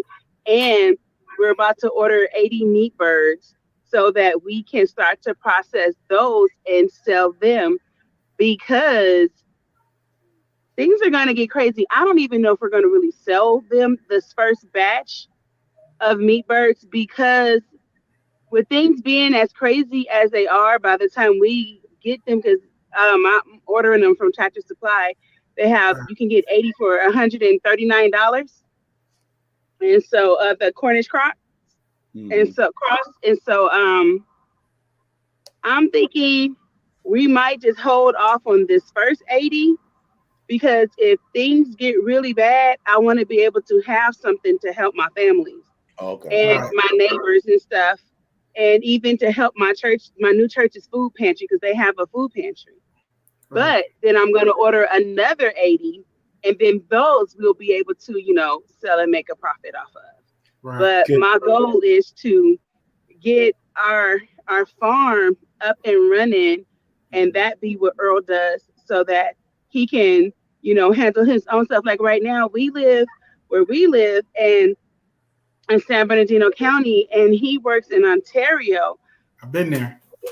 It's like 70 miles, like 80 miles each way. All right.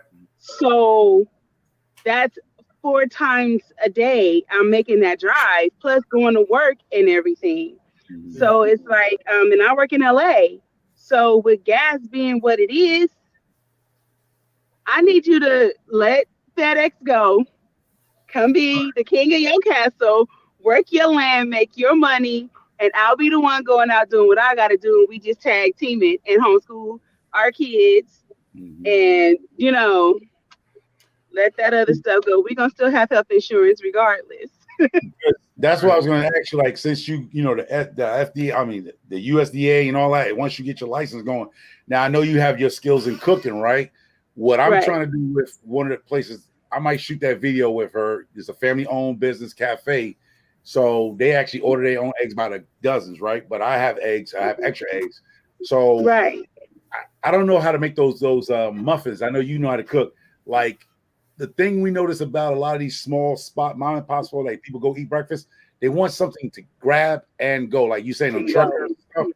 If you was to make, like, say, for instance, your chicken or whatever you have, your beef, whatever, I mean, bacon and stuff, if you take those muffin pans and make those little omelets, the go things, if you make them fresh, and if your husband, actually, that's a business where you supply your local, whatever road you're on, that the people drive, truck drivers who want to just grab a cup of coffee. Sometimes they don't have time to get a meal made for them. They just want to come and get a cup of coffee.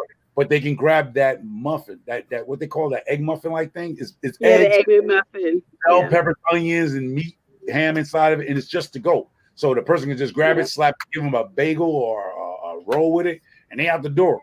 So you can sell those. I don't know, in your area, they could probably go for like maybe you are so in the vein, Homer. I have an aunt that lives like 12 miles from me, and we're looking to get one of those little ice cream trucks to work from. And sell stuff like that off of there, and to offer wings, because where we live is predominantly Hispanic. So you get your taco trucks and stuff like that, but nobody is selling the other stuff, the wings and, you know, the grab and go breakfast foods and stuff like that. And my aunt is a baker, and so am I. And my daughter, 2 of my daughters are bakers. So it's like we are looking at that as well. And see, I have the 1.5. My auntie has 5.9. Okay. And she's not doing nothing with it yet. So I'm about to act a complete fool once I get our stuff up and running. Now, she already told me I have 3 acres to myself. and let me give you a little. I'm gonna give you a little recipe that I'm working on. You know, I'm in cooking too, but I haven't done no cooking videos lately, right? Right. But break it down, bro. You ever see, because you in a Hispanic area, you saying, you know, those well, not anchovies, they call empanadas. Empanadas, they got meat in it with the pastry. The empanada. Empanadas, right? Make a breakfast one. Scrambled eggs, with some sausage in it. Make you a breakfast one. It's like a hot pocket to I go. can practice that. Yeah.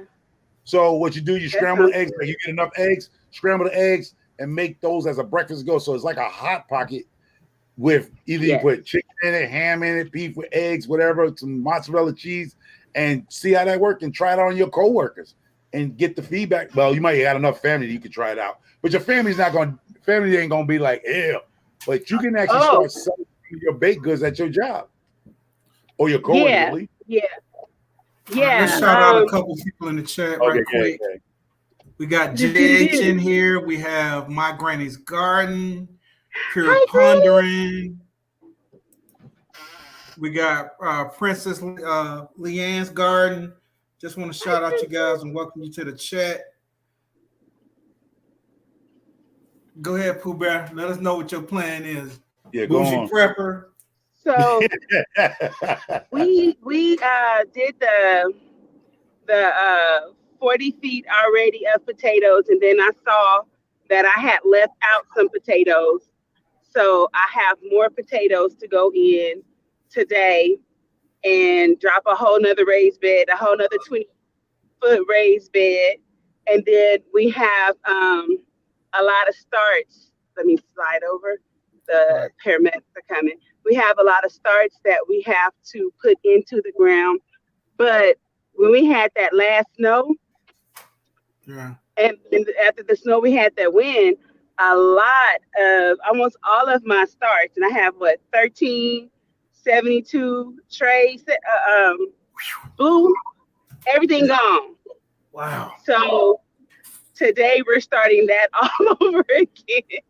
Don't that suck? That's what I'm worried about this weekend with this temperature dropping in Georgia into the 20s this weekend. Let me tell you what you can do. This is what Miss Homestead Hart taught me. Take some clear saran wrap and wrap it over your start cells. Tie it really good. Take a rubber band and put it around the ends of it so that it'll be its own little incubator. And if the wind blows it away, if you have a secure rubber band around it, 9 times out of 10, it may flop over, but it's not going to spill out. Then you can just flip it back over. Yeah, I mean, I got everything in my greenhouse. So I don't have one yet. Huh? I don't have one yet. I'm getting one now. In the greenhouse. So I'm only concerned about the days when the temperature drops below freezing. I'm worried about that day. Now the ones that's in the 38 and all that, it's gonna be warming up in the greenhouse where stuff don't freeze. But if it dropped down into it had 22, something crazy, that I'm more concerned about. So I probably go in there and cover them up inside the greenhouse. Because that's Do you have a tarp? Oh yeah, I got plenty of tarps. Yeah, that's what I'm saying. I'm gonna go in there and we're gonna cover up some stuff just to give it a little bit more installation. Oh, I'll be right back. I got to talk some trash. I got to talk some trash to Callie Pooh Bear for a minute. I'll be right back, people. Oh boy, here we go. What if you take some of the tarps and put them like layers around your greenhouse to keep it warmer like that? Top to try to keep the heat in. My greenhouse is 15 feet long. Okay. And 7 foot. So I do have I got enough tarps and big enough tarps to cover it.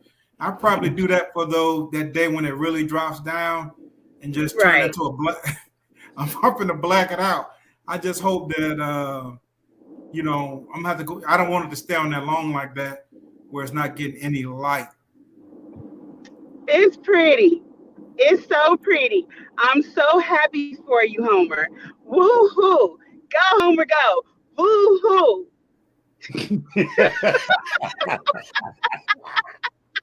I had to get you down. Nobody care because you doing that for one thing, but you try doing what I'm doing. I got 15 different plants, bro, and I'm killing the game.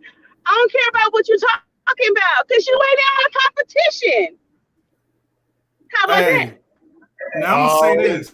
Callie, don't do it, Callie. I'm gonna say this. I'm not in the competition, but I saw what Pooh Bear was doing. She got plants coming out the sides of the buckets and all that kind of stuff, which when it fully, when it gets fully grown, that's gonna be something really pretty. I give her props. Yeah.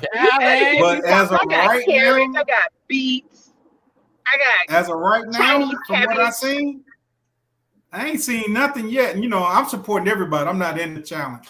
I'm supporting everybody. But I ain't seen nothing like that pak choi that old Micro got right there.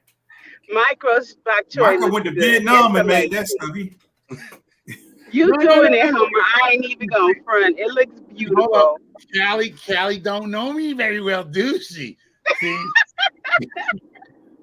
We got Whatever. Tina McIntyre in here. Who's Hi that? guys, how you Hey. doing? Hey, happy Tuesday. I'm going just on? crying. I'm crying. I killed my shoulder last year and I'm not allowed to lift anything. So this is my greenhouse in a hot mess express. Beautiful. You see that? Yes. Oh, I'm crying. I wish that I could get out there and dig something. I so wish. Look at them trees, y'all. In the backyard down from the last windstorm. It took half my greenhouse off the backside. So I got to get out there and do some serious fixing. Daddy got this from my plants. That's nice. Oh, that's cool. You see that? It's huge, right? So we're going to take the plants and take them from the greenhouse and put them underneath the cover, right? Because half of my greenhouse is missing. Oh my goodness. Okay. Oh my goodness. Yes, it's okay though. It's all just dirt, right?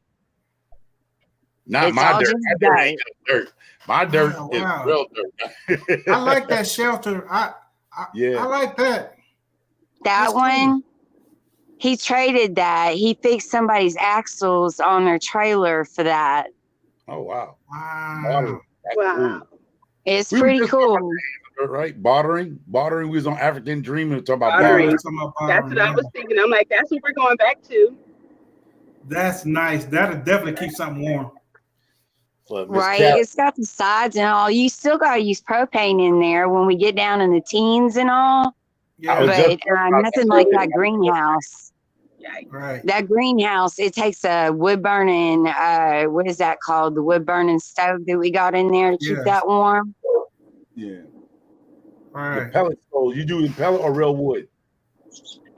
Real wood, yes, sir. Real wood. We cut them down to help out the elders. They fall in the yards and whatnot, and we just go cut it down. And I can't bear to throw it away, so we just stack it up. I know that's right. I got wood back there. Yes, ma'am. I try to get as much as I can when I go to my uncle's. They cut trees and all that, so they got wood everywhere piled up. So I don't have to Daddy got a sawmill for Christmas. We've been on the. Now, Miss Callie, back to you, Miss. Whatever, Homer. Downplaying my growing skills, but I gotta come back and show and prove these people that microfarm is the man. Y'all, I'll just be jacking with y'all, but I'm about to blow up. So, I'm Tina, gonna support you in every way I can, bro. I'm not gonna hate. You do you. I'm proud of you. You do you, boo. I hear that all the time. Doing your thing. I'm loving it. I have permission. What they call that? Passive aggression? Oh no. That's another dirty word. Where your wife at? I'm gonna get your wife to get on you like Lady Led get on Led. So we got Salon Diva V, Home and Garden in here. So welcome to the chat. Hello. Hi, y'all.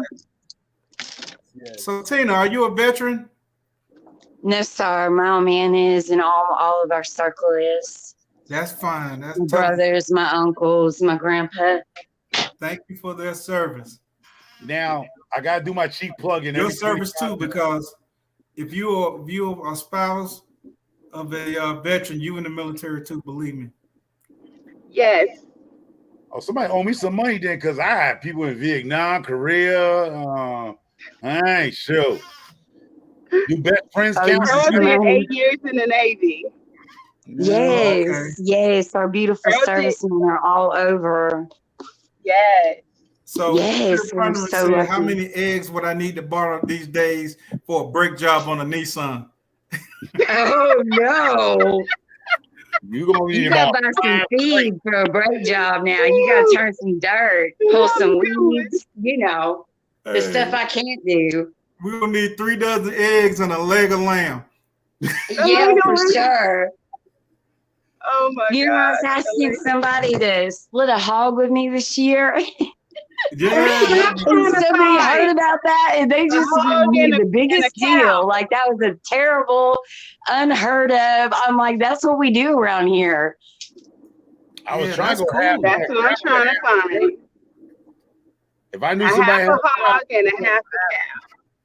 I want to go half. Yes, I don't have freezer for half a cow, but I can do half a hog. Honey, Yeah, I'm I going need to buy another another freezer. stand-up deep freezer, upright freezer, because we have Yeah, Really? one I got and one we have deep 2 deep freeze and then freezers. the I'm little going to one. get another one. Oh, okay. See, I I like have it 6 when they kids. bring us those deer. Yeah. I've never tried deer. Oh, I'm It's finna so put some steaks good. on You just tonight. brought up like hamburger. It's so good. It is. I'm finna put some steaks on tonight. See, Oh, I Stacey, love when that I saw you tenderloin over at too. your So uncle's good. house, when I saw you at your uncle's house, Stacey, and you were hunting, I was like, see, that's what I've been waiting on. And I'm telling you, we got 2 of those things that you go hunting with. Right. And I'm just like, man, I'm waiting on that. Like, Yeah. man, Like the I tags. can't wait. Yeah. Say it again. You got bowls, Nah, she got the I other have- thing, shooting sticks. smoke stick. Yeah. Yeah, Okay. That's Yeah. cool. I have a Irish. no, What is it? I don't play Irish no Johnson, games. and I have a Dickerson. Okay. Yeah, I don't play And no my Irish, games. I my gotta Irish get me a- Johnson, it can be how do you say it? It can go on my shoulder or it can be in my hands, if you know what I'm saying. Yeah, I got you. Yeah. It can do either or. I deer hunt. You could say rifle on my channel. Yes. Oh, okay, yeah. Well, I have 2 of them. Yes, I'm from Wyoming, like where we carry our rifle behind our seat rest. You know what I mean? Yeah, I know exactly. Yeah. Around here, that's a Try little doing that in off. but California. Yeah, I was born and I don't raised care in if you have California. if you have the conceal, what is it called? Conceal to Carry. carry. You still Yeah. can't do that in California. see, I couldn't live in California. Everything's That's different why I out love there, Georgia. honey. We don't have them issues. Y'all got too many emission stickers, breathe sticker, walker sticker. Yeah, If you wanted to get a pistol, you can only get, I think, one every like month or every week or something like that. Now a rifle, you can buy multiple. okay. But when it comes to a pistol, you can only get like one every so often. And Do you have rules have about to your be ammo? you have to go through the background check, and you have to Right. take I a make my test, a own. safety test, and all of these things before you can even get a firearm. No, it's not like that in Wow. Georgia. How many can you buy? How many How much can I money do make? you have? Right. I mean, this is, we hunt down here. People hunt, rabbit hunt, deer hunt, hog hunt, Yes. duck hunt, quail hunt, all that kind of stuff. So gator, we got alligators in Georgia, South Georgia. So yeah. I I'm used lucky. to live in Georgia. Huh? We used to live in Georgia. Yeah, so it's normal. Hey, what's going on, AJ Green Thumb? What's going on, brother? Hey, AJ. We got AJ Green Thumbs and we got Rambo AJ Green Hands. Howdy, AJ. Grandma, what's up, bro? We'll see you Thursday. An old man saved my life in Georgia when I was down there. Latanya said y'all need to come to Alabama. Alabama, when you're I'm born, trying you to get get out of California. I really want to get out of California. My family fought me just for leaving LA to come out here to this California country. I don't know. Yeah. So I saw a Rambo, lot of maybe man, about family 3 out there. years. I grew up out there. About We 3 left here years. when I was, I think, Okay. 10. y'all did the right thing. I don't know. My mama, she couldn't take it anymore. I lived in Pennsylvania and Wyoming, and now home is Tennessee. Been here for years since I started paying the bills, anyways. Yeah. And there's nothing like Tennessee. But we visited some amazing places. Have y'all ever been to Wisconsin? We've been Yes. through Wisconsin. Yes. You ever been to Glacier? But not the hunt and doing it. Yeah, just through Chicago, all that. Yeah. Yeah. It's beautiful. So welcome, Rucker Homestead. What's going on? Rucker. I know some Hey, Ruckers y'all, I in gotta Georgia. get You back know, to my like them. chores. Y'all forgive me. I was trying to eat my dinner while I'm talking with Hands and Dirt, y'all. Dinner. See, Y'all have a great evening. It was good to talk to all y'all and meet y'all. And thanks for letting me show my greenhouse yeah, catastrophe. thanks for coming up, Tina. I appreciate Yeah. it. Yes, sir. I hope you have a great day. I will. Now, if Thank you haven't you. subscribed to All me, right. Microfarmer, please do. So stay connected with me because a lot of new things coming to Microfarmer. So for all that's here who's not connected with me, please connect with me because there's gonna be some perks to be on Microfarmer's channels. There's gonna be some perks. Get in while you can. There's gonna be some perks. If you ain't in, you ain't getting in. It's gonna cost you to get in. But the people that's already around, but I'm starting a Patreon on something. So you know how you get in on the perks. You know, you gotta get in before the perks, the prices go up like oil and gas around here. So Rucker, And water. Your people from around Hartwell. Those are the Ruckers I know. They're from around Hartwell, Georgia. Dewey Rose, Georgia. Because Callie and the rest of us are gonna understand the people that own livestock, the price of our fee is gonna go crazy. So Yo, I'm about to drop my seeds for the black sunflowers right now. And I already got some I'm trying to get the corn. I'm trying to make sure I get the right corn so I can drop that too because yes, right now I pay like $18.99 for like a 50-pound bag of feed, and I'm doing the lay hens, the teenagers, and the babies. you know how many So videos I it's put like like- that? I just show people videos. My hens go through 150 pound of feed in 2 weeks. Yeah. Yeah. At $17 a bag. And I'm like telling Yeah. y'all, my hens eat 37 pounds of food within 3 days.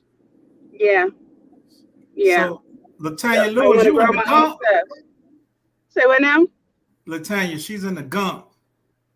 Oh, Oh, where's don't know. that? The ones I know are from. Oh, hey man, I was born in Athens.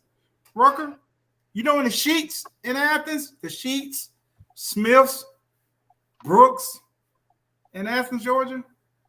Cool, brother. Might be some of my people. Oh, they got people doing the sunflower challenge. I'm growing some sunflowers. Because Yeah, man. Roll Tide. because I not You only gotta grow, try to grow as much as you can. oh yeah, grow all you can. All you can. Wait a minute, let me see. Latanya Lewis, Roll Tide. I just want to make a trip to He just want us to see that hat. I just want to burn that hat. I just want to burn that hat. Hey, what's up, Urban Garden Chronicles? We got Latanya Lewis in here talking about Roll Tide. Don't do that. Don't do that. Don't do that. How about them dirty dogs?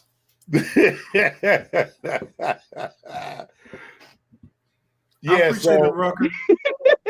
Earl's laughing. Hey, now she down there in Montgomery. That's Auburn. That's Auburn country. You're supposed to be an Auburn fan. ooh, getting called out here. Getting called out here on a Garden Live. Tammy with the Roll Tide too. Okay, we're gonna roll y'all up. The smoke a swisher. I got them Swisher Sweets now. I got them Swisher Sweets.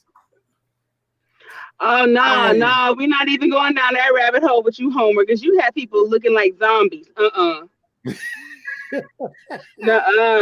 saw you that night. It was so big. He was like, Oh, we got Horn and "Well, Son in yes, here. to Hold on, smoke let me this." bring her I up. was like, oh no, sir. Hey, Oh, but seriously, those are the perks. That's where I'm going to show people how to I cultivate. don't want those parts. hey, No, we no, got no. Horn and Son. We got- If you're a prepper, you're gonna need that cultivation skills. So since I'm in a legal state, I'm just gonna show people how to cultivate that, and that's going to be the I'm person. in a very legal state. I'm in California. Hey, best yet. So hold up. I hope you're going to. But I just want to tell you that is a lucrative business. If you're in a legal state, a lot of them old people that's in your church got knee problems. I have I have arthritis myself. The What you waiting CBD I on? can do, but I'm not. I know, sir. I don't need those type of expensive habits. Hey, You can make a rub. You can make a what they call a salve. Yeah, I can do a salve. we got a new guest can up. do. Let's hear from Hoeing and Sewing. How are you, ma'am? Hi, Sewing. Hello, everybody. Can you hear me okay? Very Yes, good. ma'am. Yes, ma'am. Hold How up. are you? Time out. Now, I'm not going to lie. I am biased. Go. The Road Eagle. I would never have known that would be your channel. I picture you as a young man know. with the word hoeing and sewing. That's because she be in the garden. I man. would have lost all my little coins if I was to bet that you were the word that I'm looking at right now. I would have been like, more likely that's a young man with his wife or something doing something like that. You know what? It's a smart. He's trying to say he thought you were a swinger. It's a smart marketing move. Well, originally my name is Liz, and Okay. originally my channel was the Lazy Liz Life. But me and my cousin, we actually had that channel together. And I call her my sister cousin because we want to share our gardens. Okay. And so we wanted something that we could do together, and we're kind of racy when it comes to, picking the names and stuff. And that's how we came up with Hoeing and Sewing. Ain't nothing wrong with that. Nice. I told my mom one time. I've been watching Callie's channel for a while, and I think I started watching yours, Hands in the Dirt, probably last year, but I haven't been gardening over the summer. Over the winter time. And so, because I'm down in Florida. All right. But I just started back again, and I just refuse to watch any gardening channels during the winter because it motivates me so much. Like, I just want to go outside and garden. And I needed to stay in the house and do some work. So I didn't want to do that. I understand. I'm about to be up on my first year this month. Cool. Yeah, I remember when she first got the property. I was liking when she was getting that property. Yeah. I remember when you first got your property. Y'all was going out there in the dark and everything. Yeah. So we got all that homestead in here. We got C. Thomas. We got Sysnet V-Blog 21. We got Best Yet Journey. We got Cheating Yet Journey. We got Pit Stop Kitchen and Garden. I want to make sure I go back so I don't miss none of my friends. Cassandra, Dominic. Dominic. I don't know. We got our kid folks and our friend folks in here. But we got Cheating Best Yet Journey. Best Yet Journey said she'll come up when Homer goes coming down. from a teammate, Homer. I'll be coming from a teammate. Now, for those of you who are not subscribed to Andell, we're trying to push her. She needs like less than 25 more subs. So if you guys can, please, let's get her to her 1,000. That's right. I don't care if you go get your kids iPhone or something, whatever. But let's get her to where she needs to get to. Let me call my people in Africa. Let me call my people in Africa. Go ahead. Let me see what I can do later on. Call your African family. I do have a big sewing. Homer ain't gonna let you get a word in, but go ahead and tell us about what you're doing, what you got going on.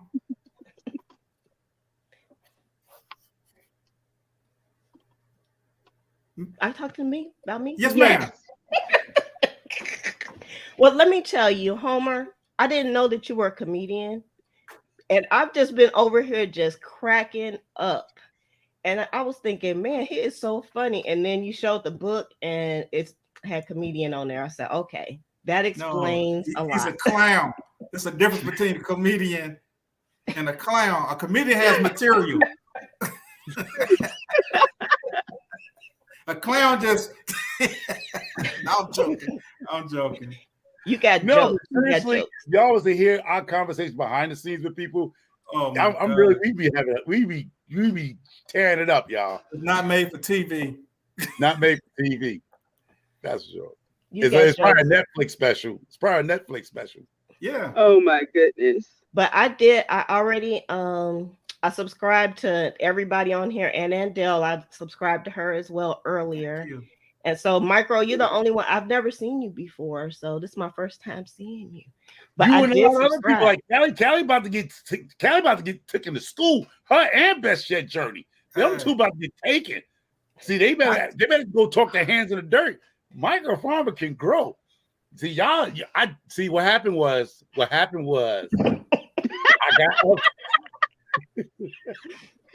I got upset. No, I got upset last year, the year before I got upset, and I discontinued my microphone.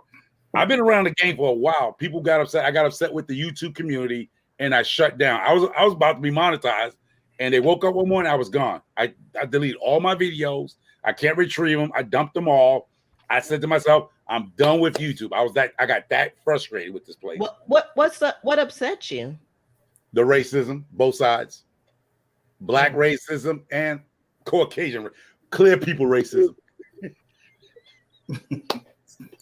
You got none in that cup. None in that cup. Okay. Hey, okay, here goes. What we call people try to be politically correct, we call them pumpernickel people and clear people. This man. I ain't touching that. Me either. So in the growing, what do you got going on in your garden for the spring? Well, I know I started too late because I'm down in Florida. So we're already getting high temperatures already. Right. So I just started some seeds. I started some, cucumbers, which last year I got one little tiny cucumber because it was so hot down here. All my cucumbers turned bitter. So I was hoping to get some in earlier. So I got some cucumbers going. I'm doing tons of contender beans. I'm going to do some mustard greens if I can get them going, and a lot of carrots going. And this year I'm trying to do like more of like the basics and some other stuff sprinkled in, and lots of flowers. Okay, how about some tomatoes? Something like that. And tomatoes. Now let me give you some hands up. Now let me give you some hands up on this. And I'm being honest with you because I make a killing up here with certain people. Right? So that you say it's very hot there. So if you feel that you're not gonna be able to get in the garden because it's too late, you're never too late. I'm gonna tell you what to grow. Try to put you some okra in the ground because they love heat. And also put all hot peppers you can in your garden, right? Now you invest yourself in a dehydrator, right? Now the pepper's going to take off in there. I'm talking about ghost pepper, Carolina Reapers, jalapenos, all that's going to work for your environment since you feel everything is going to bolt because to it. Now what you do, you get your side business like I do, and you go get these little jars, these little mason jars. I got them in here. What I do is I make a rub. I take those ghost peppers and all the peppers and chili peppers and serrano peppers, and I dehydrate it. I go get some salt, pepper, other stuff, and I mix it and I make a rub. A lot of people like hot. What happened? No, I said okay. So what I do is dehydrate that. Please wear a gas mask when you're messing with that stuff, because I got my face. I almost look like Seal. You know what I'm saying? When I thought I looked like that singer Seal, because that's how I felt. I burnt my face up. I'm not touching that. Anyway, create rubs because a lot of people love to sprinkle that stuff on they wings, they jerk chicken. You can actually use it as a jerk, or if you don't want it hot, you can use it. But ghost pepper, a lot of people love hot stuff. You can put it on your pork, your steak. So when I make that stuff, I actually sells it out to people that likes hot stuff. I'm just gonna say, you know what I mean. I'm gonna leave it. Hey, Brampton Gardner, what's going on? I sell out. That's like burn people insides out. No. I was trying to do it. I was trying to grow peppers this year so that I can make my own pepper spray for my daughters and stuff. We were just talking about that last night. What's that today? Hey, Pooh. That's it. Go make you some rub too, and go get her a small little Dillinger if you had to. But otherwise, pepper spray. Jesus Christ. Hey. Yeah. We talked about making pepper spray last night or this morning? But this morning. Trust what I tell y'all. This morning. Make hot rubs. People love to put that on their hot wings. They actually, you take it, they'll put it in a shaker and they'll sprinkle it. Like you see how when you go to what that place called? Hot Wings. What's that place called? That big Wingstop. Yeah, Wingstop. That's all they do. And they just frying the wings. They take it and they throw it in a bowl. They flip it with a whole bunch of rubs, different kind of rubs. A bunch of rubs. And people love to do their pork in that. They like to do their chickens. Like if you have a grill, they will, sprinkle that ghost pepper on it and actually grill it. It gives you almost a jerk type flavor. I came up with a recipe, which I have Jamaicans next to me, and the guy had some terrible jerk chicken, and I had to show him up. I said, man, let me show you how to make it. And I sprinkled some of mine on it. And What's going on, he claimed he did 24 hours in the cooler. I went out there in less than 20 minutes, put mine on it, threw it on the grill. It had the heat that the people wanted. And I don't think it's gonna be axed back on the next grill. Do you inject it into the meat as well? I come up with a recipe. You gotta just shake it and marinate it for 15 minutes. And it's through there. My wife loves it in the burgers. It gives the right amount of heat that you want. You don't want it to burn your lips up, but you want that kick where you eat a little cocoa bread with it. It soothes it out. Show them how to jerk some real Jamaican ting, brother. That's what Rambo said. But y'all can have that hot jerk. No, sir. Yeah, I don't eat that either. I don't eat no food that burns. We got a Jamaican skin off my tongue barbecue place here called Scotch Bonnet. It's a barbecue place. Oh man, but I do have a dehydrator because this is actually my 3rd year growing. My first year, I only had like a few buckets because I grow on the side of my house because my backyard is just covered with has trees, so it's a lot of shade. So I grow in between me and my neighbor's house, so it's a small area, but I can put a whole lot of stuff over there. There you go. So, and I made my own shade cloth, and I got some trellises over there and everything. I don't need that with peppers, but like I said, if you really want to get out there this year, you feel you got out there late, actually go ahead and get you some starter peppers from the Home Depot. Put them out there. Just try your hands in it. I'm telling you, rub sells. I kid you not. You could put hoeing and sewing hot rub. I kid you not. Amazon sells the jars. I kid you not. Well, that don't even sound right. That does not sound right. Hoeing and sewing hot rub. You're going to have them lined up around the corner. That's what Jeremy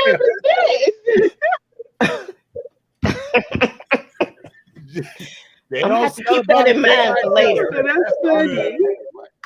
But that will get, matter of fact, that name will get people to wonder what it is.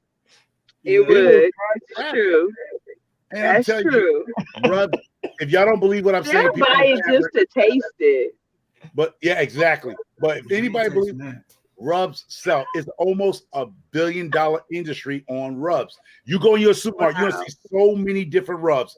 Chipotle rubs, honey rubs, brown sugar rubs. That's an industry, and if you make it homemade, it's no better because they know there's no MSG in it. You know what I mean? Welcome to the channel. Come on, Homer. Welcome to the chat, Dean Family Acres. Let me welcome a few people in. April, the Cool Gardener. I like that name. April, the Cool Gardener. Yes, ma'am. Welcome to the chat. Homer gonna have somebody's stomach toe up, man. They can go in and no, but certain people that Homer gonna have somebody.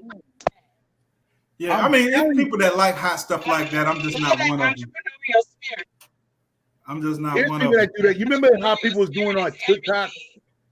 Hold up. You know how people were using that chip? They was eating that chip, choking their brains out? Yeah, the Carolina Reaper chip. Yeah. Yeah. So don't tell me people don't like that stuff. That's so hot. The Carolina Reaper's retarded. And people been doing the chip challenge and choking their brains out. But people love it. And it's a side gig. I kid you not. Hey, I sell out. People wait for my rub come out. Oh, did it only comes out. You wait for your rub, Homer. I heard you was a good rubber there, old Homer. I had to rub my wife back and my kids back at night. Homer masseuse. He got a masseuse barbecue rub. But seriously, all jokes aside, no, seriously. If anybody who feels that there's too hot, peppers will be, And that's a booming side business. Trust what I tell you. Even Cali, if you decide to grow peppers and you get that food truck that you plan to, put that on the side as one of the things. Like you see how Walmart does us. They put candy out there, and when you go to check out, your daughters grab it. Trust what I tell you. People, if you steal her name, Hoeing and Sewing Hot Rub is going to sell. Trust what I Don't be stealing my name, Homer. Yeah, because don't Homer steal be my there. name, okay? Homer butt rub or whatever. Laboring in the vineyard. Homer butt rub. Oh yeah, Laboring there's a in the butt, right? vineyard. Welcome to the channel. And who else I just saw somebody new? Carla Williams. Welcome to the chat. Welcome to the chat. I'm just trying to put you on some money. I'm like that. What's that game back in the day? Play Club when they came and said, "I ain't trying to trick you out. I'm just trying to put you onto some game." Man, you finna get that lady the wrong kind of attention. She go around talking about some. She got sewing and Owen butt rubs. I didn't say butt. You had words. I didn't say butt rub. No rubs, no rubs. Okay. No, we're gonna do the shaker. Just shake it on there. See, Callie? See what you started, Callie? You started to see? See, Bougie Purpose, she don't like that hot food either. I'm with you. I don't Shit, like Bougie spicy Purpose like hot. that. You can't Ain't even no bad taste the looking food. sister. Your eyes watering, your nose running. So I got a question for you, Callie. Like, what made you guys go into the chicken? Oh, she fell out. She gonna hear. She coming back. She coming back. Well, if she can hear me, I wanted to ask her what made them start going into the chicken business, basically. Do you all have chickens? Oh, me? You asking me? Do I have chickens? Yeah. Do you have chickens? Can the audience tell her to do microphone? Yeah, Homer got 37. How many chickens? 37? 31. I got 31 chickens. I always keep giving him an extra chicken, but he got 31 chickens. I have, let me say, I don't even have a farm. I have a backyard, average backyard, whatever, right? I have 31 chickens. I have 11 fruit trees. I have a rye berries, fruit berries, fig tree. If you see my videos, you go see my videos. I have a whole front garden and a back garden, which I did today while the wind. I straightened out that garden, the back garden. I have a garden in the back on the fence there. I'm going to be doing some extra stuff there. Yeah, so I do a lot in this small space. That's why I got that peg name of micro farmer, because it's a lot. Oh, and yes, I got rabbits this year. I have rabbits. I have rabbits on top of the chickens, and hoping to get some turkeys this year. So I'm getting a couple of turkeys this year. And also, I am a cultivator of cannabis. Also, I have a cannabis side gig. And what size yard do you have? That's a lot going on in a small yard. I maximize my space. I don't do like a lot of these gardeners who just plop things. Mine is strategically placed in my garden. So yeah, it's an art form to it. And on what was it called? The New Orleans garden. She was talking about that yesterday, but I've been talking about you got to plan your garden space and follow the sun and know where to place things at. A lot of people, they'll just pick a spot and they just slap it there and then they stuck with it. You have to actually go out and look like a surveyor and look at your plot, your land, your property, and know where you're going to place certain things. And that's the planning part. I'm going to tell you, for me, like, I really didn't have a choice as to where I could put my garden. Where I have it is probably the only good spot. And it doesn't get good sunlight.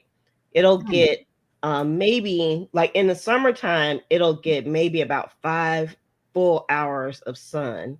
But what I had to do was just really kind of test and see how things grow. I just started planting things and see if they would grow with that amount of sunlight. And I still had success, even though I didn't get like full sun for maybe like 8 hours a day.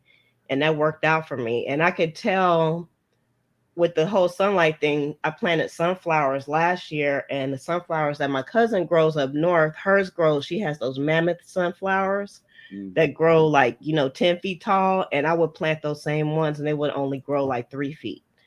But I still got some good harvest from my garden, even though I didn't have good sunlight there. I'm going to ask you this question because a lot of times people talk to me. Do you have an HOA issue in where you live at? You know what? I didn't ask them. I do have HOA. I did not ask them about my garden. I even have trellises up on the side of my house But I was waiting for it. I was waiting to see if they would say something to me about it, because I made everything. I grow everything in containers. Okay. So if I had to, I could move everything out within a couple of days if I had to. Yeah. But so far, my HOA hasn't given me any issues, and I've been able to do it. Yeah, that's a good thing, because some HOAs are more lacking as long as it looks nice. Sometimes if it looks nice and it's appealing, now if your joint look like Sanford and Son, yeah, they coming over, they're knocking on your door.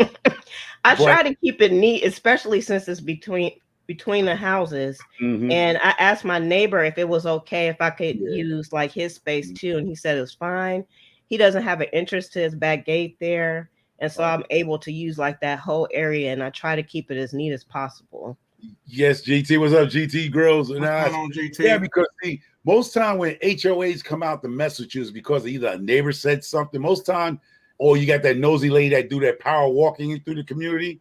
I was in one of those HOAs, and never again. I brought a townhouse in the HOA with the wife here when we first started dating and stuff before we got legally married. Never again. I will never buy a townhouse ever again. I got out of it real quick because I don't need nobody to tell me what to do and whatever. I didn't like that at all. So HOAs will never be in my game plan ever again in a lifetime. You couldn't even pay. You couldn't even give me an HOA place. I wouldn't even take it. I'll pass up on it. Hey, welcome to the chat, Auntie. Grown with Hudson. What's going on? What's going on? Grown with Hudson. And for anybody who's not subscribed to my channel, please get over there and subscribe. I'm on my TLC. I ain't too proud to beg at this point in time in life. So I'm begging for all subscribers to come through. Thank you very much. That's been your public announcement for Microfarmer. I got to get my plugs in, man. I'm tired. We didn't get Callie back. Oh, there go Callie. Hold on. I didn't see her down there in the green room. Sorry. Now you were asking me a question. What was your question? I was asking you about the chickens. Like, what made you guys decide to do all those chickens? Yeah. The first thing was to retire my husband from working for FedEx, working his body into the grave for somebody else's dream, when I want him to work for himself. And so that was the first thing. The second thing was we moved from LA so that we could move to the California country to be self-sufficient and independent. I don't want to have to go to the grocery store and depend on them for food when everything is steadily being recalled.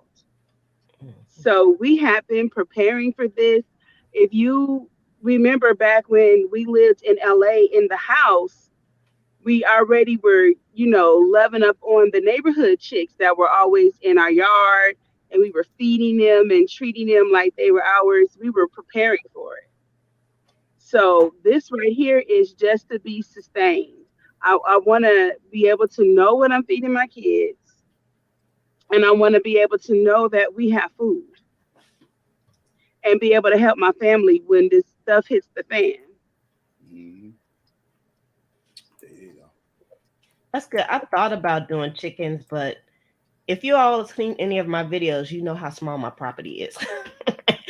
But I still thought about doing a few chickens. But then also I was thinking, if I want to go on a trip, who's going to watch my chickens? Because I don't really have anybody. They'll watch themselves. Homer has shown me, Micro, he has shown me. And Homer, we didn't get the 70 pound, but we did get the 50 pound feeder, and we have the 5-gallon waterer. So Homer showed me that you can do that. You put them, you get the waterer and the feeder, and just make sure that they can't like poop inside of the feeder, and have everything hanging up to where they're not going to get the straw or the hay or whatever inside of it. And you can leave for a few days. You know, you can leave for some time, because you don't want to look at your livestock or at your garden, at your homestead as a burden. Yeah. You don't, because then you become resentful. I can't live my life because I got to take care of this. Now it's a chore and not a joy. Yeah. So you just have to come up with different ways that you can handle, your situation. But there are options, because people leave and go on vacation all the time, and they have a whole lot more animals than we do. And they normally get someone to come up, like you can hire a helping hand, and they look after your farm for about a certain amount of time. Is that right? Hi, Kelly. Hey, That's Rambo Green. Rambo Green. How you guys doing? You guys okay? I am going to show y'all something I built from Home Depot, which is in the old videos, which is torn down, but I'm gonna redo it. Where I had a 300-pound feeder that when we went to Walt Disney on a cruise ship, right? I had a 300-pound feeder. You take the black totes from Home Depot with the yellow top on it, the biggest one you can get, fill it, but then you take a what they call a 45 degree angle, and you cut the holes and you make it a feeder where they stick their heads in to eat. Now you pile it up, and then you go and you get yourself a kiddie pool, the plastic kiddie pool, dig a hole in the ground if you can, and actually set it in the ground and fill that kiddie pool up, which is going to hold about 50 gallons of water. And you can go on a trip for a week for your chickens. I did that y'all didn't see that video because I deleted all those things. And that's it. Now, how we do my dog, I have a doggy door, right? So instead of waiting if the battery go right, I put a stick under the doggy door. When the doggy door comes up, I put a stick under there. Then I put a plant in the area where people can't see the door, like the door's open in our side yard. Now my dog can go in and out the house. I actually get a big thing of dry dog food, and I actually fill the tub up with water. The tub, so the dog can go in the bathroom and drink, and I actually put bowls of water out there so you can leave for a week. You can do the same thing with some livestock. I'm not saying a super livestock, big super livestock. Like Rambo say, probably got to hire a family or your neighbors to come through and check them out. But yes, that's what we do when we go on vacations, because I'm leaving for Arkansas in April, and I'll probably be gone for 4 or 5 days. So checking on the properties I own in Arkansas, I own like 4 properties that I need to go down and check on. I brought them sight unseen. That's what I'm talking about. Let me welcome a couple people in. Juicing with Jay, what's going on, my Cali brother? Hey, Jay. Patty Price, sifting some soil. Hi, Sippin'. And we got my brother from across the water, y'all mom, and then Stacy, them Coleman screw fists. You know, say a thing hot already, man. You know, say there, Stacy. No worry, a thing, brother. Big up, much respect. Blessings, man, blessings. None of that gunshot stuff, bro. Yeah. No Microphone, gunshot. No gunshot. Yeah, microphone. Hey, you know what the funniest thing about it is, like, when you think about like most of the people on here, like it's so amazing the community, because everybody has like some sort of story or some sort of like injection of positivity, and it's great to see. That's what I'm saying. Like most people on here, like they're so positive. I wish the whole world was like this. Unfortunately, it's not. Yeah. Because listen, microphone, you're killing me, man. I just had to come up here and say, you know what? There's no point even trying to write it in the chat. I'm like, bro, you're funny as them. Yeah. Everywhere I go, started, Rambo. But no, don't get me started. Everywhere I go, like other communities I'm in, you know, the other diaspora, you know, the connected diaspora groups and stuff, you know. So people wait for me to come on those. They come on at late night at 6 o'clock in the evening and stuff like that. And people like same thing. They can joke with me. Oh, there you go. Yeah. There you go. Yeah. I have a comedy book out there, you know. I normally don't play with other people who purchase the book. It's a good read. I kid y'all not. It's a good read. Not because it's my book, because I never really promote it, because that book been written 5 years ago and it keeps selling. And I keep telling people, if you're good at something, and let me give you a little heads up about them book things. If you're good at something, right? Take your time and write a book. You only have to write the book one time and it sells constantly. You don't even have to do no marketing. People look for books. Anything you have expertise in or you feel you have some type of knowledge about, write a book. There's so many books out. You see how many books I got behind me? These books probably been written 10, 20 years ago, and they still sell to this day. That is passive income. That is what I'm talking about. That book right there has been out there for 5 years this year, and it keeps selling. And it goes that for is like fantastic. But I checked it out, and they're gonna charge me some import tax, which is the UK is going crackers with these taxes right now. I'm like, I put that in my wish list because I'm like, yo, I don't know, I have no idea how much, because anything that comes from abroad to here right now, I'm like, how much am I gonna pay? Am I gonna pay like 50 pounds on taxes? And the book is $8 something. I'm like, how much are you gonna charge me? They ain't telling us how much it's gonna cost. Like $70. Approximately, yeah, because anything come over now, they can rip you right off. Yeah. That's like Canada. Certain things you ship to Canada is expensive and stuff. It's like, that's why a lot of YouTubers say you only can win if you're in the United States of America. United They States. can't ship because it's crazy on the shipping. Yeah, But yeah, that's- but like I was That's telling true. Hands in the Dirt, like if people was in the military, give people like, especially the women that was in the military, there's a lot of young ladies that might want to go to the military. Give them an idea of what they're going to go through as women coming as new recruits, young men that's going to come as recruits. You know, things your expertise, like knitting and sewing. People that want to get it, these are the basic tools you're going to need. You know, you'd be surprised. People will purchase it. It's so many books out there on crocheting and knitting. It's a market out there, and you just got to throw yours out there. Just like Callie. Callie might have some expertise in certain things that we might not know that she knows ins and out about, how to deal with certain issues. Put those books out. Everybody has their own thing. Like my man JT Jr. Right? GT, Yeah. you never get it right, He man. know how to You grow never get it right. pineapples. He know how to grow pineapples out of snow. You know what I mean? Snow He can cone. tell us how to grow in cold weather because he be out there dropping seeds in the house. If you want to learn how, I be joking with him. Please don't take me and JT where me and JT, we don't have no beef. We all know, man. We all know. But he drops seeds. He know what he's doing in them greenhouses inside his house. He grows a lot, so he's very knowledgeable. But I'll be jacking with him, you know, just to mess with him. Like everybody know now, don't take microphones. He just All messes right, we'll with see you. you, Hudson. Thank you for dropping by. They Yeah, call me Hudson, Sunshine. couponing. What's going on, Mhm. Sunshine? How are Who's you? Sunshine? Where's Sunshine at? Yeah, she just dropped in. Oh, they call me Hey, Sunshine. they call me Sunshine. Bye, Hudson. So Creative Girl Homestead has written 2 cookbooks. Wow. See? So we got some talented people in here. I've been cooking since I was I 8 gotta years get old, it. so Tell you that book sells. You don't have to be crazy with it. The book sells itself. You know, I mean, okay, once again, it might not hit the top New York Times bestseller, but it's going to sell because people are watching and they're looking for new books. They are book fanatics around the world because that's the good thing about Amazon. Amazon translated to every language. So you can write that book in English when Amazon sent it, it'd be in Spanish, it'd be in Russian, it'd be in whatever language that book is going to be in that language. It's not going to be in English unless you request English. All right, Mad Acre Farms. Welcome to the chat. Yeah. Hey, Y'all come Mad on Acre in. Farm. Get in here like kinfolk. Hands in the Dirt, I have a question for you also. Yes, ma'am. I watched your video where you were doing the beds. Yes, and I ma'am. noticed that you didn't dig like the ground up under the beds. No. Oh. Was there a reason for that?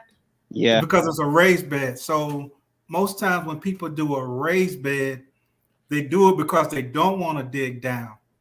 Like my ground, and so I'm in Georgia, so we got red clay, which all my trees don't have any problems with red clay because red clay has a lot of minerals and all that type of stuff in it. Mm-hmm. But I also got rocks and all kind of stuff I don't feel like digging up and pulling out the way and the whole 9.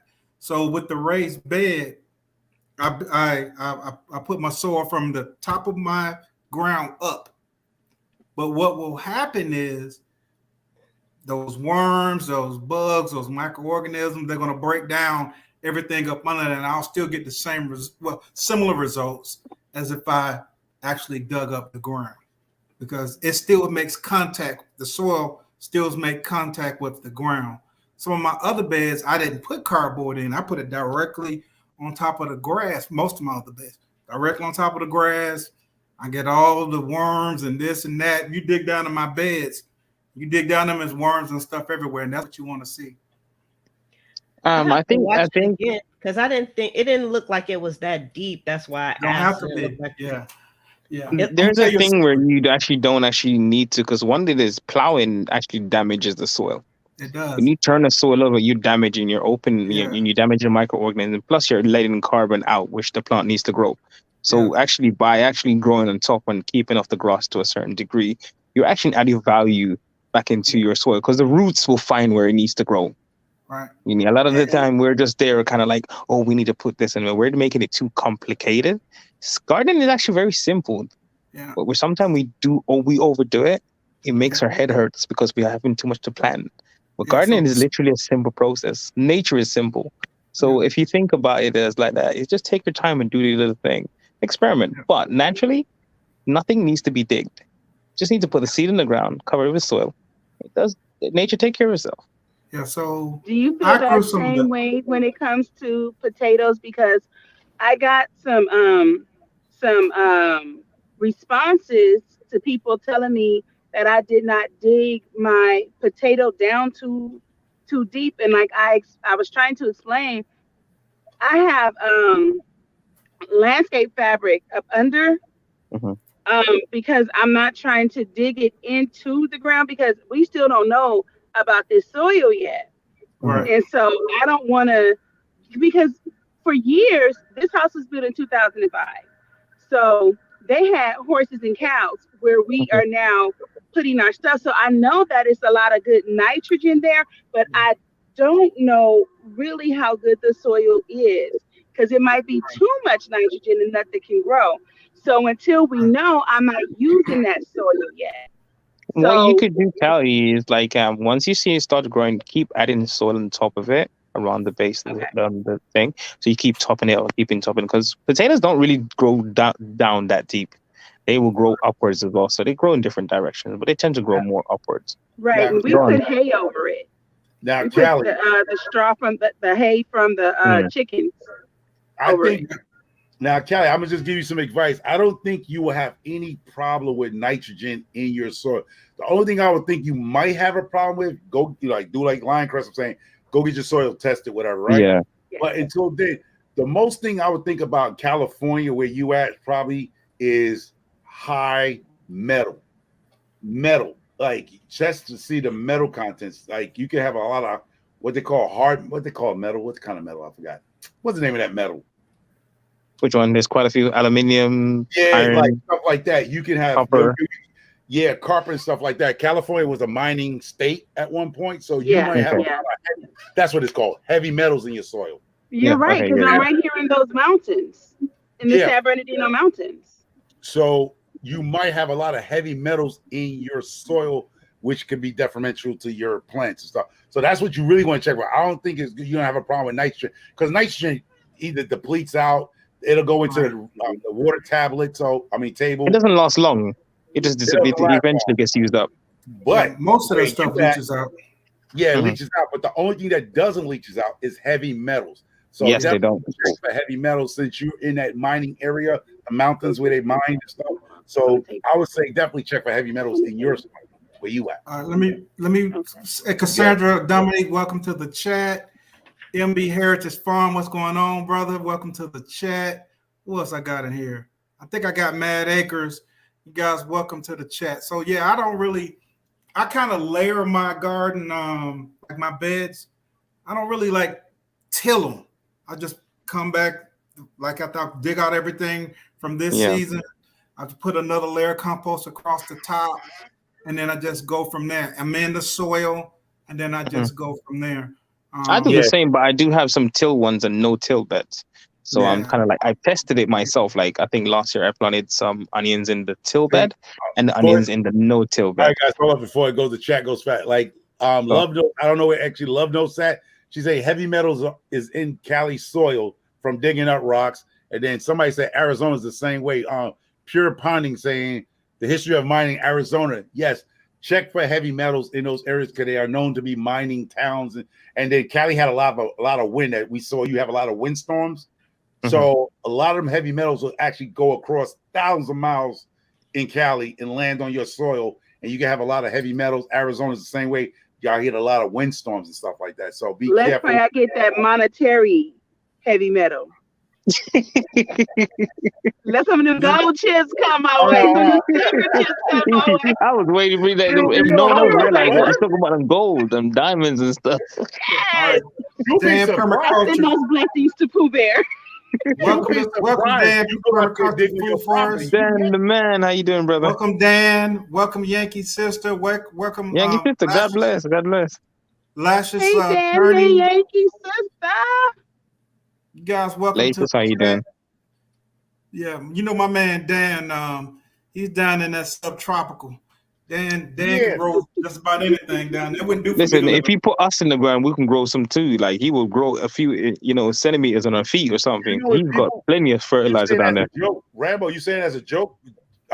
people now using that as a burial. They want to be buried under a tree or be buried with a tree or something like that to grow a tree. No, thank you. No, thank you. No, because then the dog's gonna come around and pee on that tree right where you buried at. No, thank you. I don't want a dog coming to peeing on me. I just had somebody come up and they disappear. Yeah, we ain't gonna know. You're right. I'm not gonna know it. Because if I'm dead, I'm dead.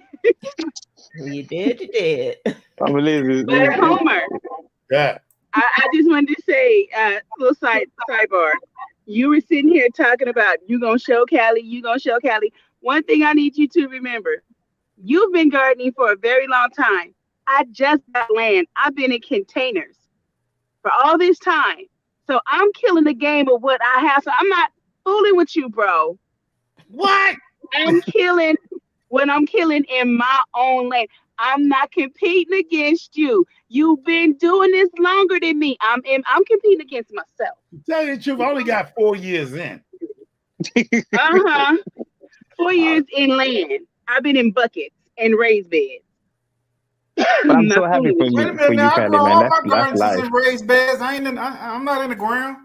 But you know, I don't play no games. Remember, mine were elevated raised beds. Mine were 3 feet high. I just got these raised beds. I got one elevated. I ain't saying nothing. I'm just gonna let the videos show up whatever is gonna happen this year. It might be a dynamite. It might be some explosive stuff. Don't get me wrong. I be just jacking with people. I don't be taking that serious. Like I don't know what I'm doing. Y'all know I don't. I had to convince. Don't be. It's broke. It's broke here. I had to convince. It's broke on here. I had to convince Homer that he was a gardener. This is the Hands in Dirt. I don't call myself an expert. I had to convince Homer that he was a gardener. I was like, Homer, you a gardener, bro? No, man. He is. Full on, and he's trying to say he ain't, but he is. I said, I look and see what's behind you. You know gardening does not necessarily mean it's to do with like growing plants. Gardening knowledge and stuff like that. That's still something. It's different, man. We got Planter Garden TV up. Yeah, man. What's going on, brethren? Wow, brother, you're good. Wow. My worst Jamaican. My girl, she hates me to do the Jamaican. She call it. What you call my Jamaican food? But I'm gonna tell you how I grew. Like I'm being honest with y'all on the real. I keep one thing 100 with everybody. Call it you're faking. I grow. Now the reason why I say I don't know what I'm doing because I was challenged to do the gardening stuff, right? I wasn't a gardener. I owned a couple of co-owners of a couple of businesses, and this stuff came to America, so I had time on my hands. So I normally I follow preppers, and one day I just got into the garden. I had a little garden out here, about 4 raised beds. I was doing my own little thing, potatoes, whatever, a little something, right? Just keep me busy. I'm retired, right? Then I got called in to do some, a show with some people, right? Which I no longer be part of. I don't participate in that show no more.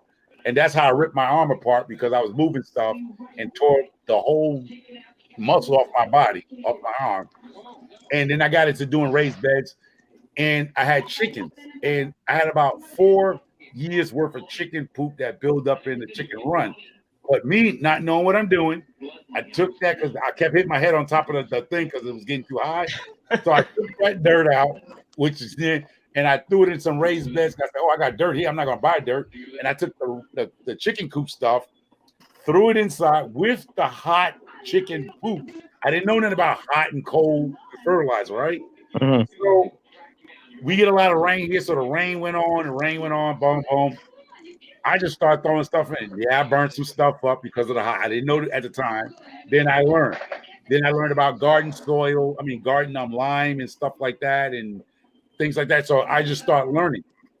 And then that's when Hands in Dirt was like, man, I had a raised bed where I just threw stuff down. The Hands in Dirt saying, like, y'all have the 3 cousins. I had the whole family reunion. I just threw seeds in that dirt, in that compost. Everything jumped out. It was room for everybody. Things were just off that video is gone now, but it was better find that video back up. No, I deleted it because I got mad with YouTube and I delete everything. You shot yourself in the foot. Yeah, my wife got mad. Some people got mad at me too because it was what it is, right? So now I'm rebuilding myself as micro farmer again, and that's how I learned.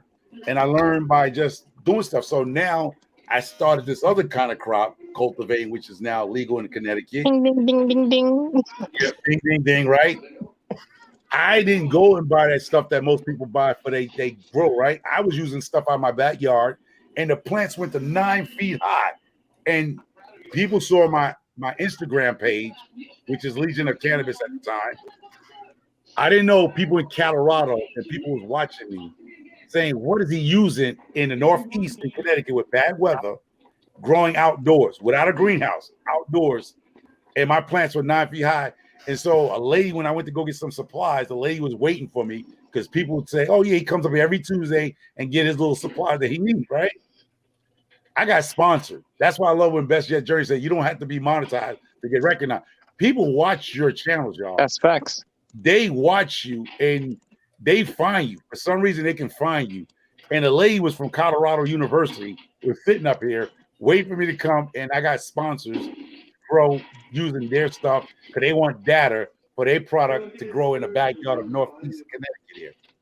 So our climate is different than any other climate like California, Mexico. New York and Connecticut has a crazy climate that you cannot grow that stuff outdoors.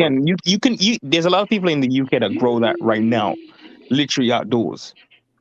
Yeah, right. And we're in zone 5, 5A. Yeah, but see, in Connecticut, you don't have the humidity. You have pest problems and stuff like that. I didn't have that. Even on my vegetables, I don't have that. What I found out, I call it my throwaway crop. It's called a sacrifice crop. I had some Brussels sprouts, right? Uh-huh. You know the little white gnats I call that eat up everything? I saw them, right?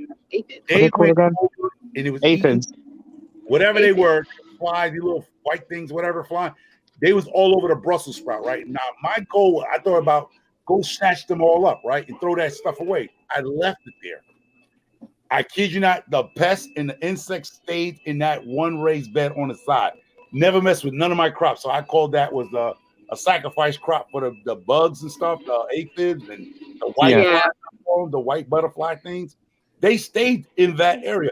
They did not mess with none of my crops. And I don't know if there's a such thing as called a sacrifice crop for pests. There is something like, it's not a sacrifice crop. These insects knows where to go for the weaker plants. They don't go for the strong ones. They always go for the weaker vegetables and fruit. They never go for the strong ones. That's a fact. Do anybody else have any questions about that? Or no knowledge about that sacrifice crop?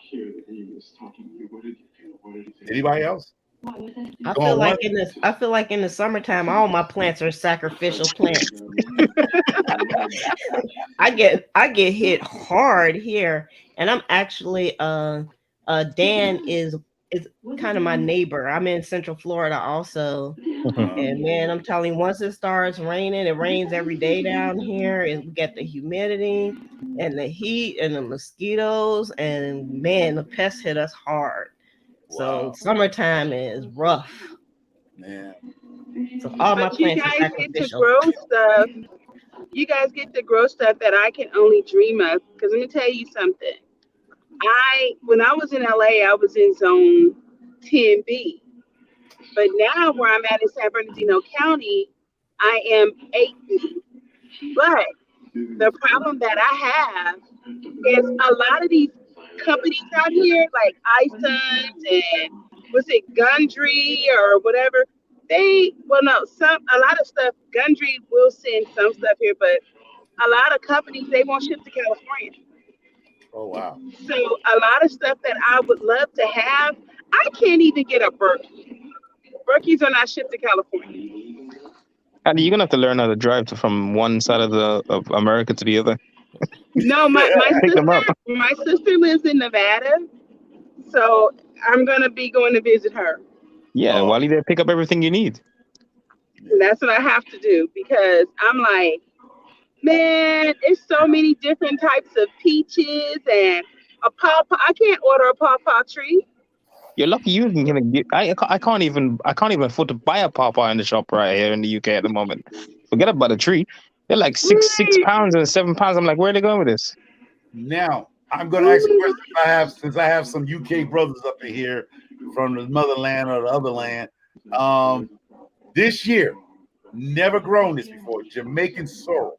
Anybody have any tips on how to grow Jamaican sorrel? Put it in the soil, let the sun hit it. Send me some seeds. Jamaican is something like okra. It's a family of okra. Yeah. Hibiscus. How you grow it? That's what I'm saying. I don't know. What? It's similar to how you grow okra, but it definitely needs a lot of sunlight. It definitely needs a lot of sun. So you need to really be careful. Watch the temperature, because once the temperature starts getting cold, it will affect it big time. Hey, let me get a plug in right quick and welcome some more people who got wellness with Frugal Mama, Lovelace, Tasha Oshie Grows, Lashes Journey. Thank you for the Lashes Journey. Thank you for the super chat. We got Hygie Homestead. I hope I'm pronouncing that right. And let's hear from my man Planner Garden TV. I watched a bunch of his videos when he had them. Go ahead, Planner. Let us know what it is, man. Oh, how are you guys doing? Doing? Good, man. Not too I bad. hope everyone is doing fine. Yeah. So how the gardening going for you guys for this year? How the gardening going? Are you guys preparing for the spring? I'm buying seeds everywhere I can for cheap. Okay. Just prep. Well, right now I have a lot of seeds. I have potato in the earth. I have a lot of things going on right now in the garden because I like to have a head start. So I'll be planting January, February. I've been putting potato in the earth. So right now my garden is growing pretty well. You know what I'm saying? Because I like to harvest a lot of food. I don't want to plant for a few months and then I only could get one harvest. I like to start harvest from April, go right back to November, December. So I think going early is the best thing. You know? If you look at my videos, my peppers, I plant peppers. And I harvest tons of peppers every year. You know? One thing about peppers, you want to plant them in the sun. Pepper loves sun. Yeah. So if you really want a lot of harvest out of peppers, plant them early. I don't know. I know a lot of people have weathers with colder weather. But I plant pepper in February and they stand up before. And you know, and the next thing that you guys could do is dig up your peppers and put them indoors and bring them right back out in the spring. Oh yeah, overwinter them. Yes, you know what I'm saying? This is very important. So all this thing gives you a head start. You know I did try what to I'm saying? overwinter mine and I lost, for some reason, they had a shock when I brought them inside the house. They all died. And they were blossoming. Well, right now I have pepper tree that's 3 years old. Because I keep digging them up and bring them back out every year. Yeah. I tried that, it didn't work out. I've had a bad time with them. So all these things give you a head start that when you plant, and the next thing again, when you grow up the pepper tree, you can cut the limb and plant it. And that limb will also grow. So it's a lot of tricks in this thing, man. It's a lot of tricks because I love to harvest a lot of. I don't like go to the supermarket. Yeah. And I don't like go to Home Depot and buy no compost. So I create my own compost. I don't 100%. Buy nothing. Right. You know, I save my own seeds. So I don't buy anything. I just start in the winter. I start preparing my garden in the winter. Start getting the soil together. Start, you know, all them grass. Start mixing them with the dog. If you do that every year, you will create a super soil that you can't believe. You know what I'm saying? Every year, winter, you prepare your soil. Why I don't really be into fall gardening? Because I don't get good results. So I rather use that time and create my soil, build my soil. So when I start planting, my plants them just lift up and start growing. Right. You know, my pepper tree them does be 6 feet tall. You understand? Yeah. You know, so there's a lot of chicks in this game, man, that we learn every day and we learn from each other. Yeah. That's So true. you guys go check my channel. You guys will see. You know what I'm saying? I'm not just talking. No, we Hey, hear you All clearly, right? man. I know when you come out there with that machete, it's about some business. Definitely. You come out there with that machete, it's about some business now. There you go. Definitely. I don't play, man. My shit is there for using. Yeah. I love it, man. I appreciate you, bro. No problem. No problem. Yeah, I appreciate you.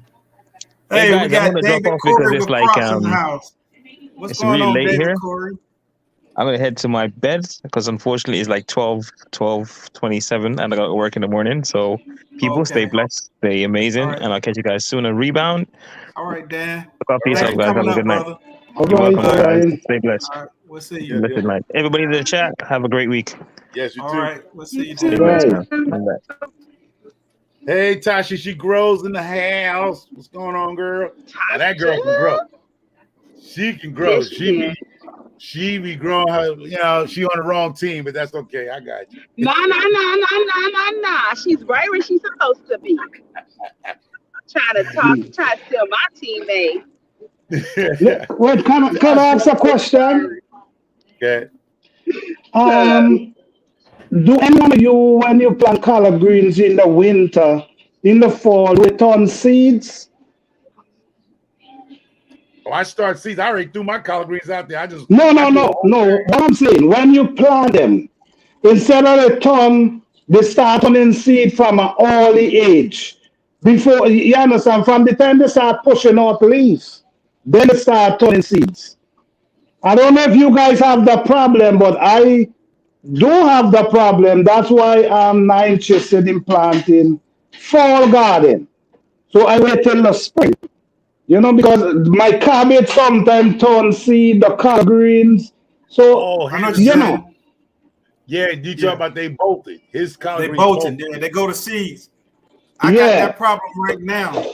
I planted my collard greens back in September, August. So they grew the whole winter. Now the weather gets warm, cold. Everything's going to seeds. All my cabbages, I had to pull all my Chinese cabbage, all it went to seed. Now I got collard greens trying to go to seed. I got broccoli going to seed. I got kohlrabi trying to go to seed. So in the next few days, you're gonna see a whole bunch of videos of me getting all my stuff out of that garden so I can eat, man. Yes.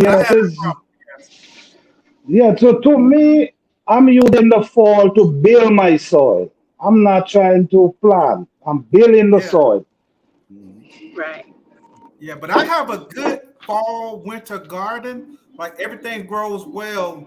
It just when it comes around to like March, when it starts to get warm here, our weather is tricky. It goes cold, warm, cold, warm. So the plant gets confused, and then it's trying to survive and start putting out seeds when I don't want it to. Yeah. I like how you speak on that super soil because I do super soil. I think a lot of people heard in my videos, if you've been following me, I grow in super soil. I mean, a lot of people, it's a little super soil to get started. If you haven't done it, like he said, he takes everything off his land and makes super soil. Right? If you see one of my videos, I got probably about a 5-foot high compost pile, which is going to take about maybe 3 years to fully compost into super soil. I'm just going to keep throwing on top. And a lot of people, y'all do need to do research on how to create super soil on your own. Yes, you can go and buy stuff at Home Depot or to make super soil, but you can make your own super soil once you know what's in the super soil.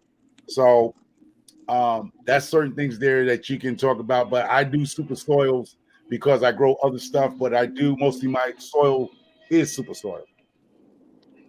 Yeah. So a lot of people, when you say super soil, they don't know what super soil is. Hey, what's going on, Eco Neighbor? Hey, Eco Neighbor. What I'm saying is, hey, Eco. A lot of channels they'll talk about super soil, and a lot of people go, and they don't even know what super soil is. That's true. That's why I tell people, don't just sit there and listen to somebody and then go shake your head like this, like, super soil, yep. And you don't even know how to make super soil. Go on the internet and find channels to show you how to make your own super soil. With nothing add to it, just natural soil. You know, a lot of people add different things to the soil, like they add meat and all these kind of stuff. So I don't like those things in my garden. I kind of feel those meat bring certain bacteria in your garden that you really don't want to deal with. Sometimes these bacteria come in your garden and start eating down your plants. You know what I mean? So you're creating problem for yourself. So that's why I try to go the natural way. I use the grass, the leaf, the old tree trunks, and create my own compost. So I don't need to use these other extra stuff that don't even add anything to my garden. The next thing again, the fertilizer destroy your soil. All these fertilizers you go in and buy from the store destroy your soil. It suck the mineral and the nutrient from the soil. It also kill the worms that you need in the garden. You know what I'm saying? So you got to be aware of a lot of things in the garden if you want to be a successful gardener. You know? Because some of those do add a lot of salt into your soil. And that's, you add all that salt to your soil from synthetic fertilizer. Yeah, it can kill, and that's what. your soil. And I think I was saying that, like, if you have clay soil, like HandsInTheDirt say, has clay soil, it has bad drainage, your pH will be up there. So if you have bad soil, I'm going to show straw bale growing. I don't know if anybody else has tried that before, growing in straw bales. It's almost like hydroponic on land without the water. You can control the nutrients that goes into your plants, however you want to feed the straw bale. Because a lot of people, they were like, I can't control the pH, but then you don't know. Look at your garden, because you might have a drainage problem. If you have drainage problem, a lot of salt build up, which causes your pH to go up. So that could be one of your drainage problems in your garden, especially if you got clay and you have bad drainage. So when you assess your garden, make sure after a bad rain, you see where the water pools at in your yard. That's not where to put no plants at, unless you're going to do straw bales, because water pools there and it takes 2-3 days to drain. That means you got poor drainage in that area. That's not a good garden space. So those things that you talking rocket science to me now when you start talking about pH and a little of this and a little of that. All right, your average garden, like you can go to Amazon and buy a pH reader for like under $20, right? I feel like I don't want to go that far though. I just want to put some stuff in the dirt and it grow, and if it don't, I just start over again. I don't want to test the soil and all that stuff. But I am going to buckets too, so it's a more controlled environment. The thing about this is we got to learn to do our own soil the right way. We run into Amazon and all these places. This is things that people create and trying to sell to you. You got to learn to create your own super soil, which is natural. When you create that kind of soil, you ain't have to add nothing to it. Everything built into that. So all these salt and other stuff you got to run to Home Depot for, you don't need, because you're getting it right there. A lot of the weeds you pull out of the garden, use them for manure, compost, because these weeds adds a lot of stuff to your plant. And sometimes what we do, we pull them up and throw them out. No, use them back right in your garden, and you will not have to go to the store and buy nothing. Now, he's right, but see, here it goes. Now, just how Callie came at me today, right? On this live. He's been doing this for people who see, he's been doing this year after year after year, so he has that compost that he's talking about. But it takes a while to get that. But if you don't have that stuff, then you might have to start working on making that compost and that super soil. Super soil is not made overnight, so it takes time to get it going, right? But in the meantime, you might have to go into straw bales if you have these issues and you have bad drainage where you don't have the money to fix the drainage in your land. Go into straw bales. You can actually use earthworm castings. You can actually use rabbit poop. You can use other stuff besides the synthetic stuff that he's talking about with all this salt and Home Depot. You can do it naturally if that's the case may be. Now, when I was listening to, I believe, Turf Therapy and Lioncrest about people worried about organic. Now, for him, he might not eat outdoors. So a lot of people get caught on with this organic stuff and then go to, like, say, the Olive Garden and Burger King. So let's get away from organics because you're not an organic person. You're not eating solely off your land like he is. So it really doesn't matter if you use synthetics or organic, because when you go out to eat with your family at Burger King or these restaurant fast food places, that's synthetic stuff. That's not organic food they feed you. But are you a person that never eats outdoors, off the streets? You don't eat no hot dogs, nitrate dogs, we call them. If you don't eat that stuff, then you go his route where everything is organic. He is not going to Olive Garden. He's not going to Applebee's. He's not eating everything off everybody's plate. His friends are probably all eating the same thing he's eating. So, yes, he is right. Super soil, but super soil, you cannot create that overnight unless you buy it in a bag. You can't do it overnight. So, you got to understand, super soil takes time. It takes about 6 months to 8 months to really get a super soil going. In the meantime, you're just going to have to do what you got to do to get you something to eat. So a lot of times, if you eat out in the streets, you're not organic. Don't waste your time buying organic vegetables. Don't waste your time buying organic eggs and all that, because technically your whole diet is not organic. You're eating Olive Garden. You're eating Applebee's. You're going to restaurants. So you're wasting your time trying to go organically because you're not organically eating everything that's organic. So yes, you're going to hear people talk about that's a debate going back and forth. If you eat out your household, you're not eating organically. Trust what I tell you. I agree with what you say. Okay, go ahead, man. I just wanted to say, I agree with what you're saying. Where I came from is not ignorance, as somebody said in the chat, but ignore them.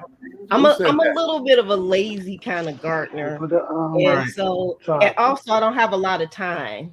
So that's where my comment came from. I'm not refuting anything that you said because your opinion is important. Got rid of that person? Who called somebody? Yeah, they good. I already got rid of them. It's okay. It hurt my feelings a little bit, but I got. Don't worry about them. We don't play that game here. We don't play that game here. We don't play that. This is not that kind of space. No, it ain't. Yeah. Don't get me started. Okay. You know my mouth. Don't get me started. My thing is, right? My thing is, what my aim is to encourage people to try and go natural. You know what I'm saying? I'm not telling nobody not to go to a store. I'm not telling nobody not to go to Home Depot. I'm not doing that. But for the people who really want to do gardening the natural way, I'm not even saying organic, the natural way. I'm giving you ideas. You know, the soil not gonna build overnight, but if you start, that's the greatest thing. It's starting. And when you start creating that super soil that you don't have to go to the store. And like I said, if you check my channel, you want to see how I grow my stuff. Natural, nothing added. You even want to see how I create my compost. You know what I'm saying? And you're going to see the result. My peppers bear non-stop. My cabbage bear lovely. My potato bear, everything. My okra grow taller than me. You know what I'm saying? And this happened because I've been creating this soil for a few years. And like I said, every spring, every winter, instead of you fight to plant, build your soil. And you'll create a soil that you would not believe. Yep. Every winter, walk on your soil, build it. Yep. And you will create that soil that you love. Anything you chuck in that earth will grow. Anything. Yep. So that's all I'm saying. If you saw my video when I did the Back to Eden garden, I told you it's going to take 5 months. So I'm doing my garden, my soil in the winter time. So in 5 to 6 months, when it's growing season for me, I'm good to go. Yeah. I got an advantage. Like I do have compost bins that I've been composting my weed and my food scraps and my grass clippings and all kind of stuff. But like I was telling Micro, my neighbor behind their house, they've been putting all of their grass clippings and leaves in the wood line for years. You know what I'm saying? So I just go over there with my truck and my shovel. A lot of times I don't even have to touch my compost. I just let it keep composting. I go over there and put it in my truck and then drive around, and then I just put it on the top of my garden. And then, Micro Farmer, he's asked, he's like, your soil is so black. What are you doing to your soil? Yeah. It's compost. It's compost. And believe it or not, y'all, believe it or not, if you have a wooded area, go deep in your woods. If you're not scared, whatever, go with a friend or somebody. If you go deep in the woods where the leaves been falling for years and a lot of people haven't been over there, pull that leaf back, that new leaf back. Man, you go with a shovel and get you a 5-gallon bucket, bring them back. That is the best soil on the plant because that is over 20-something years of layers and layers. Once you pull the new leaves back, it's going to be nice and black on there. It's going to have so much. That's a super soil. Yeah, that's. I have a video that I did with that. Where you go in the bush, break them leaf, and a matter of fact, I use the same soil to set my seeds. And I'm telling you, I sift it. I get a mess where I put it and sift it, and use the same soil. And listen me, just seedlings bust up and start growing like crazy. I set some beans, and the beans have got so fast, I had also plant them. So I already plant beans, and it's still winter. You know what I'm saying? But they was doing good. They're still doing good, but I'm just spraying that the first and wipe them out. But I couldn't keep them no longer. I said, but there's many ways to get compost. Have a question. Have you guys seen that new machine that's supposed to take your scraps and turn it into compost in like a couple of hours? Yeah, I've seen it. Have you guys seen that commercial? Yeah. I'm really curious as to don't waste your money. How it don't would waste work. Your money. I wouldn't invest like to me. I'm going the natural way. I'm just trying to be as natural as possible. Somebody in the chat got one. They said they got one. Somebody in the chat got one. That's a gimmick. You cannot do that. Not in no couple of hours. You can't get good compost. I was like, how is that? That cannot be. No. I'm not because you see the thing about compost is even sometimes the compost you buy in Home Depot and these other places, it takes time to break down. That same compost takes time to break down. It don't just start working from the time you put it around the plant. Sometimes even that takes time to break down. That's why I'm saying every year work on your soil. So what you put last year gonna build in for the following year. Then you just keep going. That's how you create that soil. You know what I'm saying? The 2 hours thing, I'm not sure. Because at the same time, that thing have to get breakdown to able to feed those plants. So I'm not telling no one not to get it. I'm just promoting the natural way of growing your food, where you're gonna get all the nutrients and everything out the food. Yeah, because the microorganism that actually naturally grows is not going to grow all in 2 hours. That's not going to happen. It's just not going to develop it. I mean, that's why you got to take common sense right now. The microorganism that you're trying to get from a regular compost is not going to create in 2 hours. There's no way in the world. There's no way in the world. Right. That's why I was like, why are y'all doing this to people? Like, I feel like it's so disrespectful in the situation that our country, our world is in right now. Why would you do that to people? Know why? You know why? Because people are going to get it. Because our community is crying about the sky is falling. Hurry up. There's a food shortage. And they realize, hey, We are pushing a panic button on people, and people's trying to get a quick fix like a junkie, trying to get a quick fix, and it don't work that way. Does it? Every true Hey, Angel Love Garden, what's going on? Angel Love's Garden, what's going on? I think Toy's Toy One. Hey, I think everyone. Go ahead. I'm really thinking about where I can pull my little Toyota Prius up and give me some good dirt. To those forests, you will get the perfect soil up inside there. Yeah, anywhere from Pull with those leaves, you will get perfect soil up there. Yes, Lord. That's all I'm saying, man. I have to do a road trip to where Stacy is, and just rent a truck. Give me a U-Haul truck, and look, be traveling across the country with a U-Haul truck. They're gonna pull me over like, what you got in that truck? I'm gonna be like, soil. You know, sound like woods right there, like I got it right in my backyard too. I'm gonna get me some dirt. I'm getting me some dirt. Yeah, I got it in my backyard too, because my backyard, once you get out of the yard, my land goes into the woods behind my yard. And it's leaves and everything's been falling. I've been in my house for 27 years. So that stuff been falling back there forever. If I go back there and move the top leaves, you will see the dirt is beautiful back there. Awesome. But then when I look at what my neighbor done, he got that stuff piled up this high, and it's been breaking down for years, because they've been living here way before I moved here, and I've been here for 27 years. Wow. So when I go over there with my little shovel, see where I live, it works out. It's really good soil, and I don't mind if it's some leaves that are not all the way broken down in it. I want that. Everything doesn't have to be broken all the way down. I want that. No, and it will eventually broke down anyway. Because in my raised bed, I just throw leaf.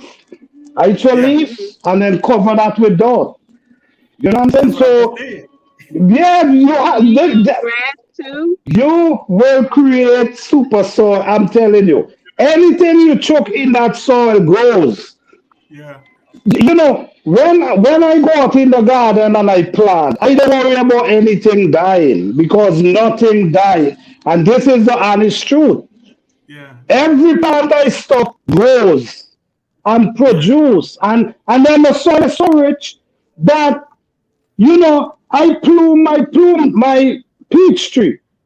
Yeah. Cut it, stuck it in the earth, and start growing. Yeah. Just like that, without shaving anything.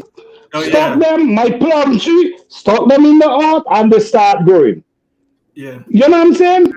The soil is so rich that if you put your foot inside there, it starts growing. You might start growing. I've done that. I've done that with a clipping off of one of my plants, and I just stuck it in there, and it just got better, I do that with tomato plants. I take my suckers, you know, I cut the suckers off my tomato plant and just stick them in the ground. Yeah. And they grow. Yeah, most of them. That's where you're on good soil. But for the most part, they grow. Yeah. Them suckers will grow. Yeah, that's when you get good soil. Yeah. Look at for instance, I gotta go, you guys. All right, we'll see you, Pooh Bear. Love you guys. I'm not so you stick your foot down in there, you may grow. Bye, you guys. Hey, man, I love that. Man, I love that. Yes. Yeah, man. Gardening is amazing, man. I got the containers, and last year, in every single container, I put leaves in the bottom. This year, I've been taking that dirt out and putting it in my little cart, and I kind of sift it, and the leaves breaking up, and so now the leaves are kind of dispersed within that dirt, and I just put more leaves in there. No, bro, bro's in the house, bro. Oh wow, that's amazing, man. That's pak choy. Oh, that's amazing. Look at health, man. What's going on, bro? Farmer? That's pak choy. That's super soil. That's super soil. And that's grown indoors. And I want to ask Bro, since he's here, can I harvest this to show people? I mean, do we got to wait till the end of the grow up to take this and harvest this? Yeah, they're gonna have to wait till the end because you're gonna have to wait till the end, bro. Because if you cut it now, they're gonna say, no, he cut it. No, I'm not gonna cut it. I'm not even gonna cut it. I'm gonna pull it out the ground and I'm gonna wash it with the roots on it so I can show you the whole plant, show you the root system in the super soil, people. Are you growing that in you the can house? harvest it. Take a picture of it so they can see it. Oh. You see that? You see that grow? Look at that. That's grown indoors. Boy, that's crazy. That is now. Crazy. That's indoors. That's nice. now. I've grown some nice parts to it, but not like now, that. That's the super soil that's outside. That's super soil inside. Now here it goes. I tell people that grown on artificial light. Now, if you imagine if God kissed them, that's what I'm talking about. God, if I had natural sunlight and the UV rays that God provide for plants, that plant probably be the leaves will probably be bigger than an elephant ears. It's just that this is grown in artificial light indoors. It doesn't have the wind that's outside. It doesn't have the believe it or not, your plants grab nutrients from out the air. Yeah. A lot of people don't know that your plants not only good nutrients beans, from soil, you know, beans definitely do it. They grab nutrients from out the air like you do. So I be telling people like you gotta be a gardener, but I'm like me, I'm not a gardener. You know, I'm not a gardener. I always say you're not a gardener. That's why I want to hear that, man. See, I'm not a gardener. Then you look behind and you got greens this high. I'm like Brooke said, you got to become a good gardener. You gotta be comfortable with killing some stuff, like deleting some vegetables. Oh, I killed a bunch of vegetables. I done deleted a bunch of vegetables in my days. Yeah. And I learned from my mistakes. If you don't learn from your mistakes in your garden, because I have misplaced things, I put things where it needed not full sun, it needed a bit of sun, they need to go to shade. Because certain plants and vegetables, you gotta learn, you're gonna learn eventually. Certain plants don't need full sun. No. You can kill. So you got to know where to plant and place your plants, because if you're in a place that it gets 10 hours worth of sun, it's going to kill a plant. It's going to cook them. Plants need a cool off period. Don't wait till nighttime. It needs where the sun goes this way. Some's going to say full sun. Some's going to say need about 6 to 5 hours worth of sun, and then it needs to start cooling down. Especially your like your broccoli and stuff. Your broccoli doesn't need full sun. It needs a cool down period. It needs the sun, but a lot of people make a mistake and put their broccoli in full sun. I understand that people in the South, you know, they grow broccoli in the farms and the crops, but they have a certain time and they're using certain things. They taking that crop out real quick. But if it bolts, they know what time those crops go in. But you can grow broccoli in the summertime. You just gotta, make sure it doesn't get full sun all day. It has a cool off period. You have to cool it down. Your plants gotta cool down. I can get away with growing broccoli in the summertime here. I've done it. But I realized it has to be where it gets sun for like 6 hours, and then all of a sudden it'll shade up. The sun will come off of it within 6-7 hours later. Yeah, that's why it's good. Okay. No, I was saying that's why I go to study all plants. Every plant you plant, you should study them and get to know them. So you know the location where to put them. That's very important, because the thing about me, I study my plants and I study my garden, because I don't want to plant anything and can't eat from it. Anything I plant, I expect to eat from that plant. So this is why you put interest in studying the plant, studying the soil. You have to. You cannot get away from this. You have to know your plant. You have to know your soil. You have to know where to plant this plant. You have to know where not to plant this plant.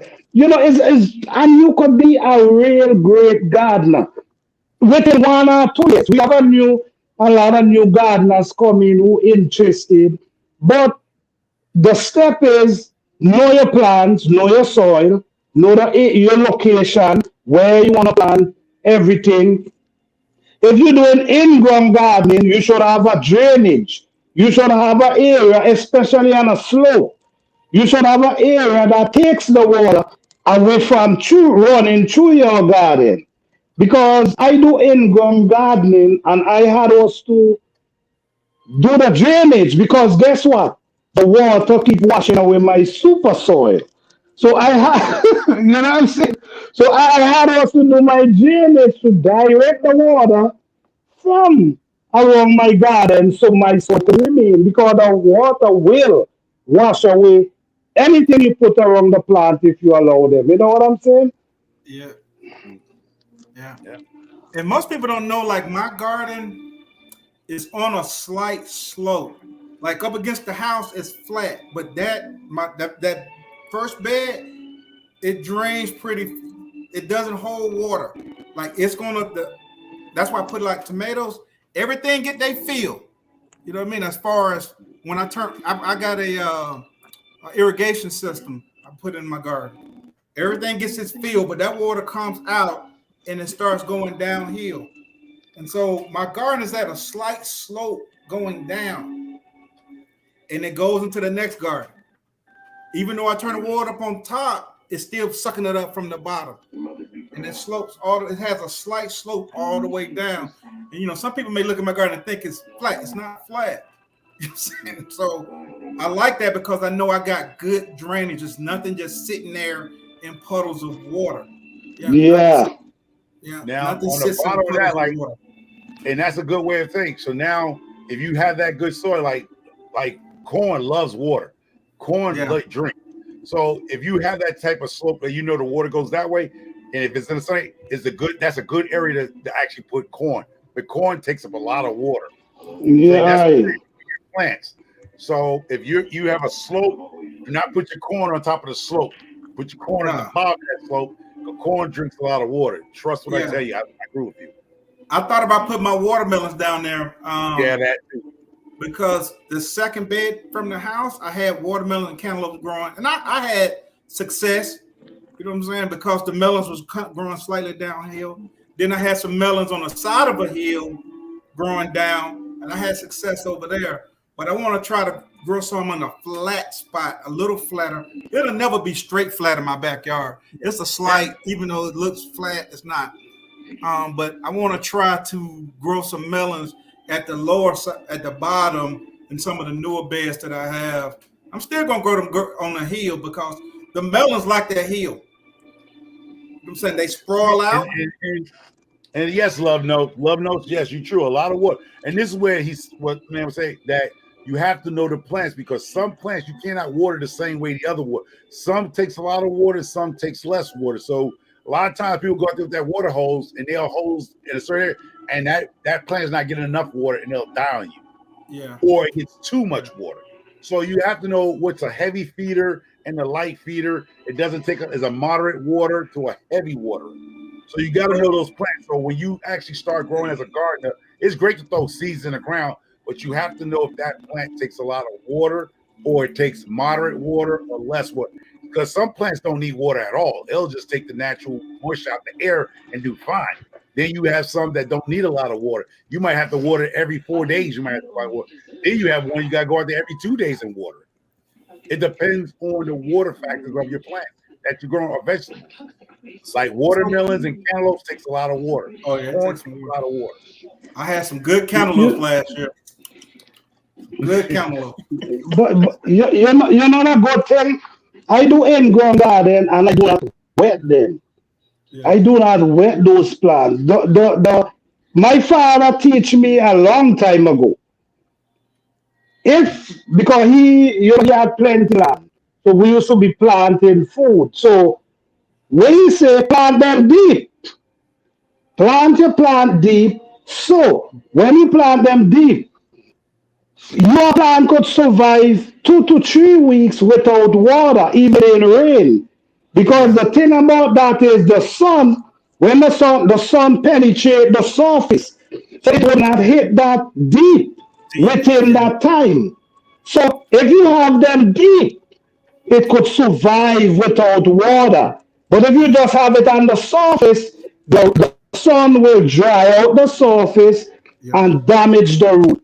So this is why I plant 10 inches, 12 inches. Somebody asked me if I'm crazy, but I'm saying this is how I get great results. So I'm sticking to this. So I And do see, not wet them. what you just said, Planet TV is 100% right. So All when you've right. been planting on your land for a long time, you get to know your soil, you get to know your plants. I That's look at my true. plants, you know, because some people don't know if you overwater a plant, it looks the same as if you didn't have any water. Sometimes you can overwater a plant and it look like it's about to die, and you just Mm-hmm. keep watering it. No, you overwatered it. You Yep, you overwatered drown it. So the plant looks the exact same way as if you didn't give it enough water. But because I know my plants and the stuff that I put in the garden, I watch it. I go out in my garden every day. I'm out there looking, I'm scratching, you know what I'm saying? I'm doing all these different things. I'm scratching around, I'm putting mulch around it to keep the moisture. I'm doing all these things in my garden to ensure that I get something out of it because I put so much time into it. Mm-hmm. I don't want to put all that time, just like my this broccoli romanesco. This is my first time ever trying to grow this stuff. I had heads on all of them. All of a sudden, it got hot here in Georgia, and cold and hot again. It started going to seed.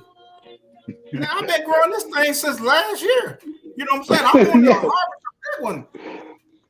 It started growing the seed. Yesterday, I got my knife. I cut it. I brought it in the house. I washed it. I chopped it up. I cooked it, and I ate it. I'm like, you're not going to go to seeds before I eat you because I spent too much time in trying to grow you, and then you're going to try to go to seed on me. I was mad at that plant, but it tastes good. Now, the only thing I'm gonna give a tip to some of the new gardens, the people that's watching who haven't gardened or trying to get in garden. I would say if you're gonna do container gardens, the best to me, my opinion, is fabric pots. Fabric pots are somewhat 80% foolproof, where you can how you do what fabric pots are, you water them, right? And when you know your plants need watering, if you can go pick that fabric pot up and it's light, it needs water. If it's heavy, you're good to go. You don't need to water it. So that's a way of not overwater unless in the fabric pots actually let your roots go to the outside. It gets air circulation. It lets air come through. Your roots breathe. It does a lot. You barely can overwater. You can barely overwater a fabric pot. The fabric pot will let the water escape, the excess water escape to the ground. And you can tell if you need water. If you go over there and you touch the handle, if it can just come up with your one hand, that means it's too dry. You got to add some water to it. If it's things like got a little weight to it, it's all good. So those are my tips for the new gardens who want to start a container crop. A lot of times you've seen people grow into them 5-gallon buckets. It's a science to that. It's hard to maintain pH balance in a 5-gallon bucket. I have learned that the hard way. A lot of times people say, oh, go get a 5-gallon bucket, put a hole in it, blah, blah, blah, and throw that soil in it. It compacts sometimes, and it's hard to control the pH balance in those 5-gallon. People have been successful with it, but I wouldn't let a new garden try that unless you know what you're actually doing. But yeah, all right, you know that? Because I know you hear people saying, I get a 5-gallon bucket, I done put some holes in it, boom, boom, boom, boom, and I threw the soil in it, and then they realize they got a little plant there. Because sometimes the pH is hard to control in plastic 5-gallon buckets. There are people who have been successfully done it. I'm not saying is not feasible because there's a couple right now that actually that's all they grow in is 5-gallon buckets. Yeah, back to our roots, man. They got some beautiful. They grow nothing but in 5-gallon buckets. So please don't come at me and say that's not true. It is true, but some people have mastered the 5-gallon bucket growth. They got some beautiful stuff going on. But I can say this about Chris. Mm-hmm. Chris knows how to mix his soils. There you go. Right? I watched one of his videos because I'm sitting there scratching my head like, what in the heck is he doing? Everything out that 5-gallon bucket like this. I'm talking about everything is humongous, man. Super soil. I guarantee it's super soil. What kind of soil? I kept asking, what kind of soil Chris got in that daggone bucket? Soil. Everything he plants is humongous and grows. And I'm like, I've grown things in 5-gallon buckets, but I have more success in these 17-gallon buckets. Like I get these, Walmart got the laundry bag, the laundry bucket. It's like $5, got the 2 little handles on them. Yep. They $5. It's 17 gallons. They But I have 17 some of gallons. those too. Yeah, so I don't drill the holes in the bottom of mine. I know people like drill the holes in the bottom. I drill my holes in the side, maybe like an inch or so up, because I do want some water to sit on the bottom. Just in case, you know what I'm saying? I ain't there to water it. It should have a little bit of something to leach off of, hopefully. But I don't drill the holes on the bottom. But Chris, he has an excellent soil, brother. He has and he actually he said what he did with his soil. He said what he did with his soil. Yeah, I think he the whole recipe. I seen it. He gave you the whole recipe. He did not give y'all the whole recipe. I saw that video. He didn't give you the whole recipe. Well, whatever he's doing with that soil, he's like my man said, that soil is super. Yeah, it is. Everything so that's jump like out our boy Lion Crest with that sauce. He ain't give you the whole recipe to that sauce. Yeah, I actually asked them too, like, what did they do with their soil? Because I was like, man, it's incredible what they're doing in their buckets. Right. And my stuff has never grown that much, but then, you know, my ecosystem is a bit different too. But I've had success I grow in the plastic buckets, and I have the fabric ones as well. And I'm going to do some different stuff this year too. And I've grown in the 17 gallon totes also. I love those. Yeah. So I like those. Okay. I've been doing pretty good with one thing I want to add to the container gardener. Basically gardening in general. In the heat of the day, you never wet your plants. If you want to wet your plants, wet them in the morning or in the evening. Never wet your plants in the middle of the day. That helps damage the root of the plant. And if you damage the root of the plant, you're basically slowing down the growth of the plant. That's true. So you want them, these are simple things. You don't never wet them in the middle of the day. That's true. Early morning or late at evening. Yeah, that's true because look at your weather. If your weather's going to be super hot, get out there early in the morning and wet them down hard so they can get through the hot season. I mean, the hot day. And that's what, 'cause a lot of times people don't get up early because they don't want to get up early. But if you know it's going to be a scorcher, get out there about 3, 4 o'clock in the morning, hose them down. A lot of people have it on timers. Some people have theirs on timers, but if you don't go out there, if you know it's going to be 3 or 4 days of hot days, go out there early in the morning or late night. You'll see them vigorous. They'll do nicely. Yeah, don't go out there in the midday and try to water them. You're going to kill them. You could. This how you get. This how you get that mildew and stuff on your plants. Out there watering in the middle of the day when it's hot and humid, especially in Georgia. And that depends on where you live. But you can get that powdery mildew. You can get. What's going on? Bro, phone asked the other person that's on the line. He said, "You know, Planet TV, you know me. You don't know the young lady." And I'm gonna let HandsInTheDirt introduce her because if I say y'all are just gonna laugh. So go ahead, HandsInTheDirt. Okay, so the young lady that we have on the channel right here, the name of her garden is Hoeing and Sowing. Is it homestead or garden? Nope, it's just hoeing and sowing garden. Okay, it's Hoeing and Sowing gardening. She's in Florida. Yep, in Florida. She's in Florida, Central Florida. And 9B, and she's a container gardener. Yeah, I'm a container gardener. Yeah. So please go over and look at her channel, check her out. It's Hoeing and Sowing Garden. We get you coming and going. I had to make sure I put gardening at the end. Yeah, you I gotta know. let them know what it is. Broke Farmer says he knows who you are. He said he couldn't recognize the face. Yeah. Oh, he couldn't recognize. Put your glasses on then, Broke Farmer. You know you got glasses, Dallas. Look at G Mama. Yeah. I kid you not. I didn't know her face either, right? So I told when she came on the panel. Now I wouldn't expect a woman like her. I mean, the way she looked. If I had to put money on if I had to guess what the person looked like with that name, I wouldn't have picked her. I would not. I would have thought it was a young. I would have thought it was a younger person with that name, and that was so funny. Hey man, listen. we ain't always been saved. I'm gonna do like Best Yet Journey. What made you, the Whoop Whoop Show, pick that name for yourself? Hoeing and Sewing. What made you pick that name? Hey, we ain't always been saved. It was kind of it was kind of a consensus between me and my cousin that shared the channel. We just kind of came up with it, and she wanted to put like the whole thing together, like hoeing and sewing. And I said, no, we're gonna split. We're gonna say hoeing and sewing, so people can differentiate that we're not just hoeing. We're talking about garden tools here. Yeah, we're talking about garden work. The hoe with the hoe. No, yeah, the hoe. You know, hoe cakes. But gotta eat it's a very memorable name too, so that's why we use it. Hey, it's gonna make me. That's like clickbait for me. Hoeing and Sewing. Click. I'm subscribing. See, somebody knows Angel Love Garden.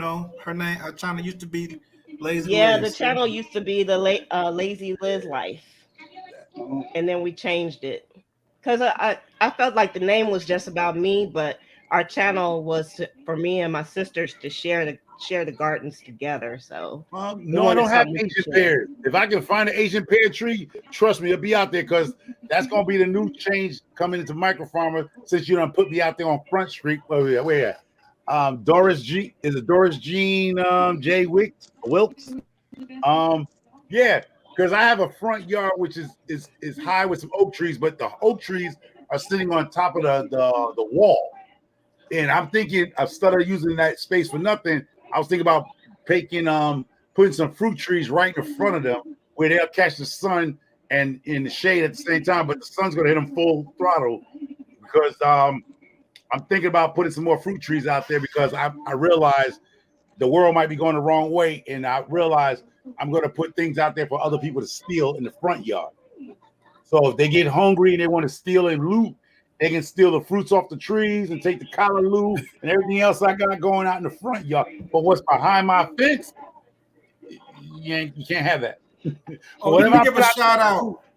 Let me give a shout out to Tall Man TV. If you guys haven't followed Tall Man TV, he does like news reporting in Jamaica.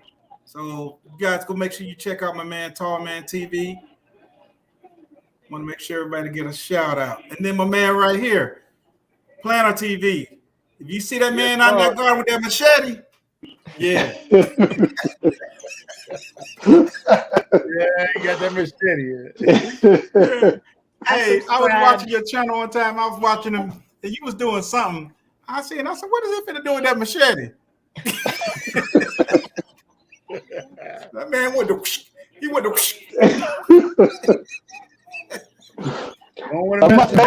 Don't machete do magic, man. Man, that thing is magic, bro. Like, yeah, man. Yeah. Most people go in the garden, they got a shovel, a hoe. This man, I went down the machete. But yeah, man. I mean, we got some use it and tear down the land. You know what I'm saying? Yeah. But you know what's crazy, man? Yeah. I've been chopping down in the same video. Yeah. I was chopping down elderberry. I don't know if you guys familiar with elderberry.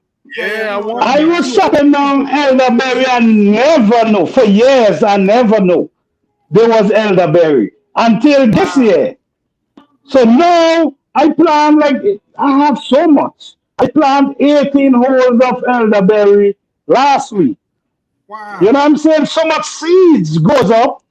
And the thing about it with elderberry, you could chop the limb and chuck it in the earth. Right in the ground. And it grows.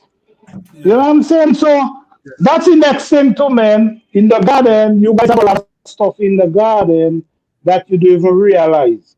You have a lot of herbs in your garden that you don't even know is herbs. Yeah. You know what I'm saying? So we have to pay attention to these things as well. There's one herb I'm going to steal out the dentist's office. The dentists have this plot, right?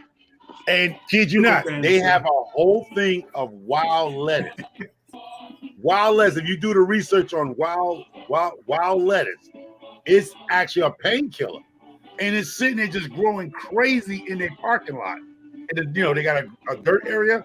And I'm like, that is wild lettuce. Those are things that grows in your yard that you don't, in my yard don't have it.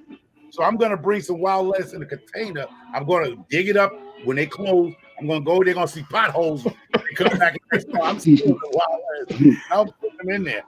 And wild lettuce is actually good painkillers. You can cook it down. It actually is better than Tylenol. Wild lettuce. Look what Dad Permaculture wrote. He said machete is a Caribbean farmer's best friend. Oh yeah. Oh yes. That's a real tool right there, man. Hey, that tool do magic. I'm gonna tell you one thing. I don't know what's in that machete or magic, but I know one thing. This man is a good gardener, and when he goes in that garden, he coming out there with something to eat. Yeah, so whatever. So I'm finna go get me a machete. I'm gonna be out there. The good thing about garden, man, is when you could walk in the garden every day. Yeah. From the day you start harvest, which is April, because I start having like April. You ain't start every day you go in that garden, you have something to take. You have okra, you have pepper, you have spinach, you have kale, potatoes, so much things. Listen to me, I cannot tell the last I walk in a supermarket. Yeah. You know what I'm saying? Because I try to grow as much as possible all year. So within the winter, I have food. Like I froze the pepper, I froze the okra, froze whatever you can. So you ain't got to go to that supermarket. That's true. So that's what I do. So I'm just encouraging people. There's ways you can stay away from those food and eat what you grow. That's true. Yeah. That is true. I got some okra that I pickled last year. I was making a joke about that, but all right. Yeah, that's what I'm talking about. That I pickled. So I'm not going to steal the play. They don't even know what it is. I'm just going to go ask the people, can I get the wild? I was just joking. They're going there because they have so much of it. I think they think it's just weeds. They don't even bother. It's on the far side of the park. It's just growing. And they don't even know what is that? Pickled okra. Who started that nonsense? Pickle. You got garlic. It's got dill. Is it slimy? I don't know. I haven't tried it. I just You haven't tried it. I think you should try it right now. Everybody trying to get me to try it right now, but I tell you what, if I ever get hungry, I think you should try it so I like okra. I like it raw. They sell this. That's some healthy stuff there. Yeah, they sell this. The only way I'm gonna eat okra, it has to be in a stew or it has to be fried. That other stuff. People talk about how good it is, and I was making pickles last year, and I had all this okra. I said, pickle some okra.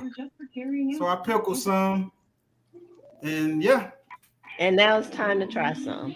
Nah, everybody try to get me to try it online. If I try it, it won't be on live. Why not? No. Be brave. Be brave for us. You know what? Who got a smoker around here? Smoker. I do. Can you smoke okra like you smoke meat? Do a smoke okra? No, I ain't never tried to smoke no vegetables on it.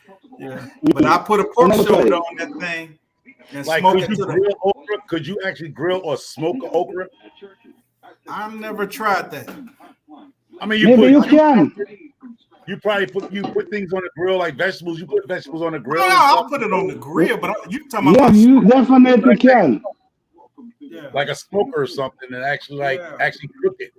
Yeah, my smoker different from my grill. Like you can smoke on my grill, but I got a smoker that's made just for smoking. Yeah, I got that. Yeah. Matter of fact, I gotta go power wash that and get my stuff ready for the spring. As a matter of fact, it's gonna be a video soon. Me up actually cleaning my grills. Getting ready for the backyard boogaloo poplo. You know what I mean? So you sift some sauce and pickle okra is good. Don't you get tired of going to people's house? They grill look dirty. They don't clean their grill. They be throwing stuff on top of it. They don't never clean their grill. The grill looks so terrible. No, I got to burn mine before I cook on it. I got to clean it and flame it up and burn it real good. I want a I'm good a and power hot. wash mine. I'm gonna set in some degreaser, the smoker. I'm gonna set the grills in degreaser, and then I'm gonna power wash them. I'm gonna actually use a power washer and power wash the inside and get all that grit and salt all out of there, and then smoke it up again. Yes, fish and oko is delicious. Yes, fish and oko. Yeah. You know what? That's good. If let me tell you something about that too. If you trying to have a baby and yeah, you try to have a baby, that's some good stuff right there for the men. Yeah, Man, and even a woman. Let's go get you some brown cow food. I don't have stuff y'all can keep. I mean, yes, but this is another one, a natural way. This, yeah, man. What's that? Okra? Hey man. Oko and fish. Hey, yeah. Okra good for the back. Y'all gonna see me? Y'all gonna see me out there laying in the garden eating okra and fish. Just give me some Irish moss and well, you know what? Sea moss is good too. Sea moss. You know what? When I was growing up as a little boy, I remember the people who couldn't make kids, like trying and trying and trying. There's a lady who used to make that mixture with sea moss. Yeah. And the next thing you do, you see the lady with a stomach out here. You know what I'm saying? Hey, Plant TV. I stopped drinking that stuff. 8 kids later, I stopped drinking that. That lady had a friendly neighbor. 8 kids later, I stopped drinking. Don't touch stuff no more. I got 8 yes. kids later. No more. So there's a lot of remedy. I mean, a lot of people go to the doctor for these kind of stuff to have kids. There's remedy, man. There's remedy that you can use. And I mean, this thing produce a lot of stuff. You know what I'm saying? So I see many times married couple went to this lady, and months after, the belly started growing. So thanks. I'm gonna shout out Shaquille O'Neal for Icy Hot and Bengay. I don't need that after my back. My back's not hurting. Icy Hot and Bengay for life, y'all. I'm done. I'm done. That's what I'm talking about. I'm done. I got twins. God bless with twins. Bengay, Icy Hot. Hey, Shaquille O'Neal, holla at your boy Shaquille O'Neal. Yeah, man. No, for real.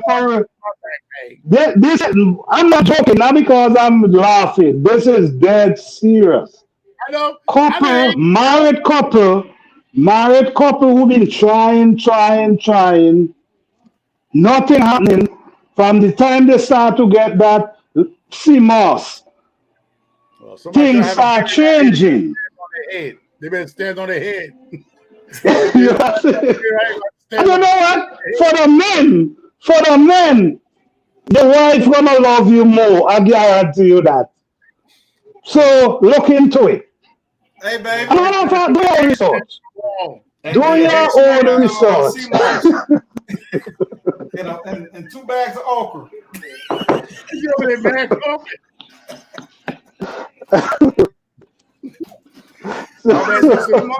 Handstands and she actually does the sea moss. So yeah. Yes, it's a wonderful thing, man. No cow foot or Irish moss is allowed in my home.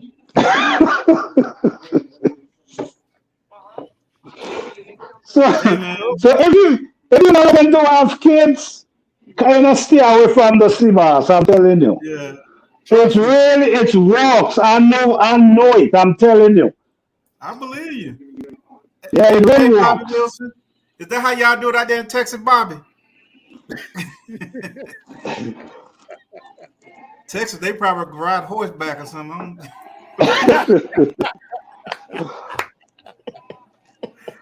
Oh, man. Oh, who's in here? Somebody's in here. Okay. Yes, man. Nah, man. She said, yes, that's how they do it in Texas. Yeah, Giddy up, look, huh? man, this has been a great live. I want to hold you guys for 2 months longer. I got to go ahead and cook these steaks. I got these venison steaks from some deer that I shot. And, All right. yeah. Not only do I grow my own food, I harvest my own meat. Oh wow, Black Tropical Homestead, baby. Yeah. What's going on, I harvest my own Thank meat. you for the invite. Oh, I had a lot of fun with you all. Oh yeah. Anytime I'm an open book. Anybody that ever wants to come up, they see me up because you gain the knowledge. Like my man Planet TV, it's nothing but knowledge, and he needs to be heard. You need to be heard. People need to be heard because you can learn so much. We can learn so much from each other. Nobody knows everything, but everybody knows something. I'm saying so. With me on your side, we're gonna have laughter. We're gonna learn, laugh. Yeah, that's it. That's what I'm somebody say Bambi steak. Yeah, Bambi finna go. First, I got my cast iron pot, right? I'm finna get that cast iron pot good and hot. Season them steaks up. A little bit of olive oil, just a little bit. You don't put a little dab of butter? You don't put a little dab of butter? No, I put a dab of butter once they get going. You know what I'm saying? I sear one side, flip them, sear the other side, get my dab of butter, a little bit of garlic. Then I spoon it over them, that butter and that garlic over them. You can't cook it that long. Then take them off. You're making me hungry now. And then I just melt in my mouth. All right, y'all. I'm gonna go ahead and shove off. All right, y'all. All right, guys. But hey, I enjoy you. Farmer, please do at this time and moment. Take your time and go subscribe to Micro Farmer, Planet TV, and Hoeing and Sewing, and Hands in the Dirt. I am DD. Good. I'm glad you came through. Laura Rucker, I'm glad you came through, and everybody else in the chat, man. I really appreciate it. See you. Lord.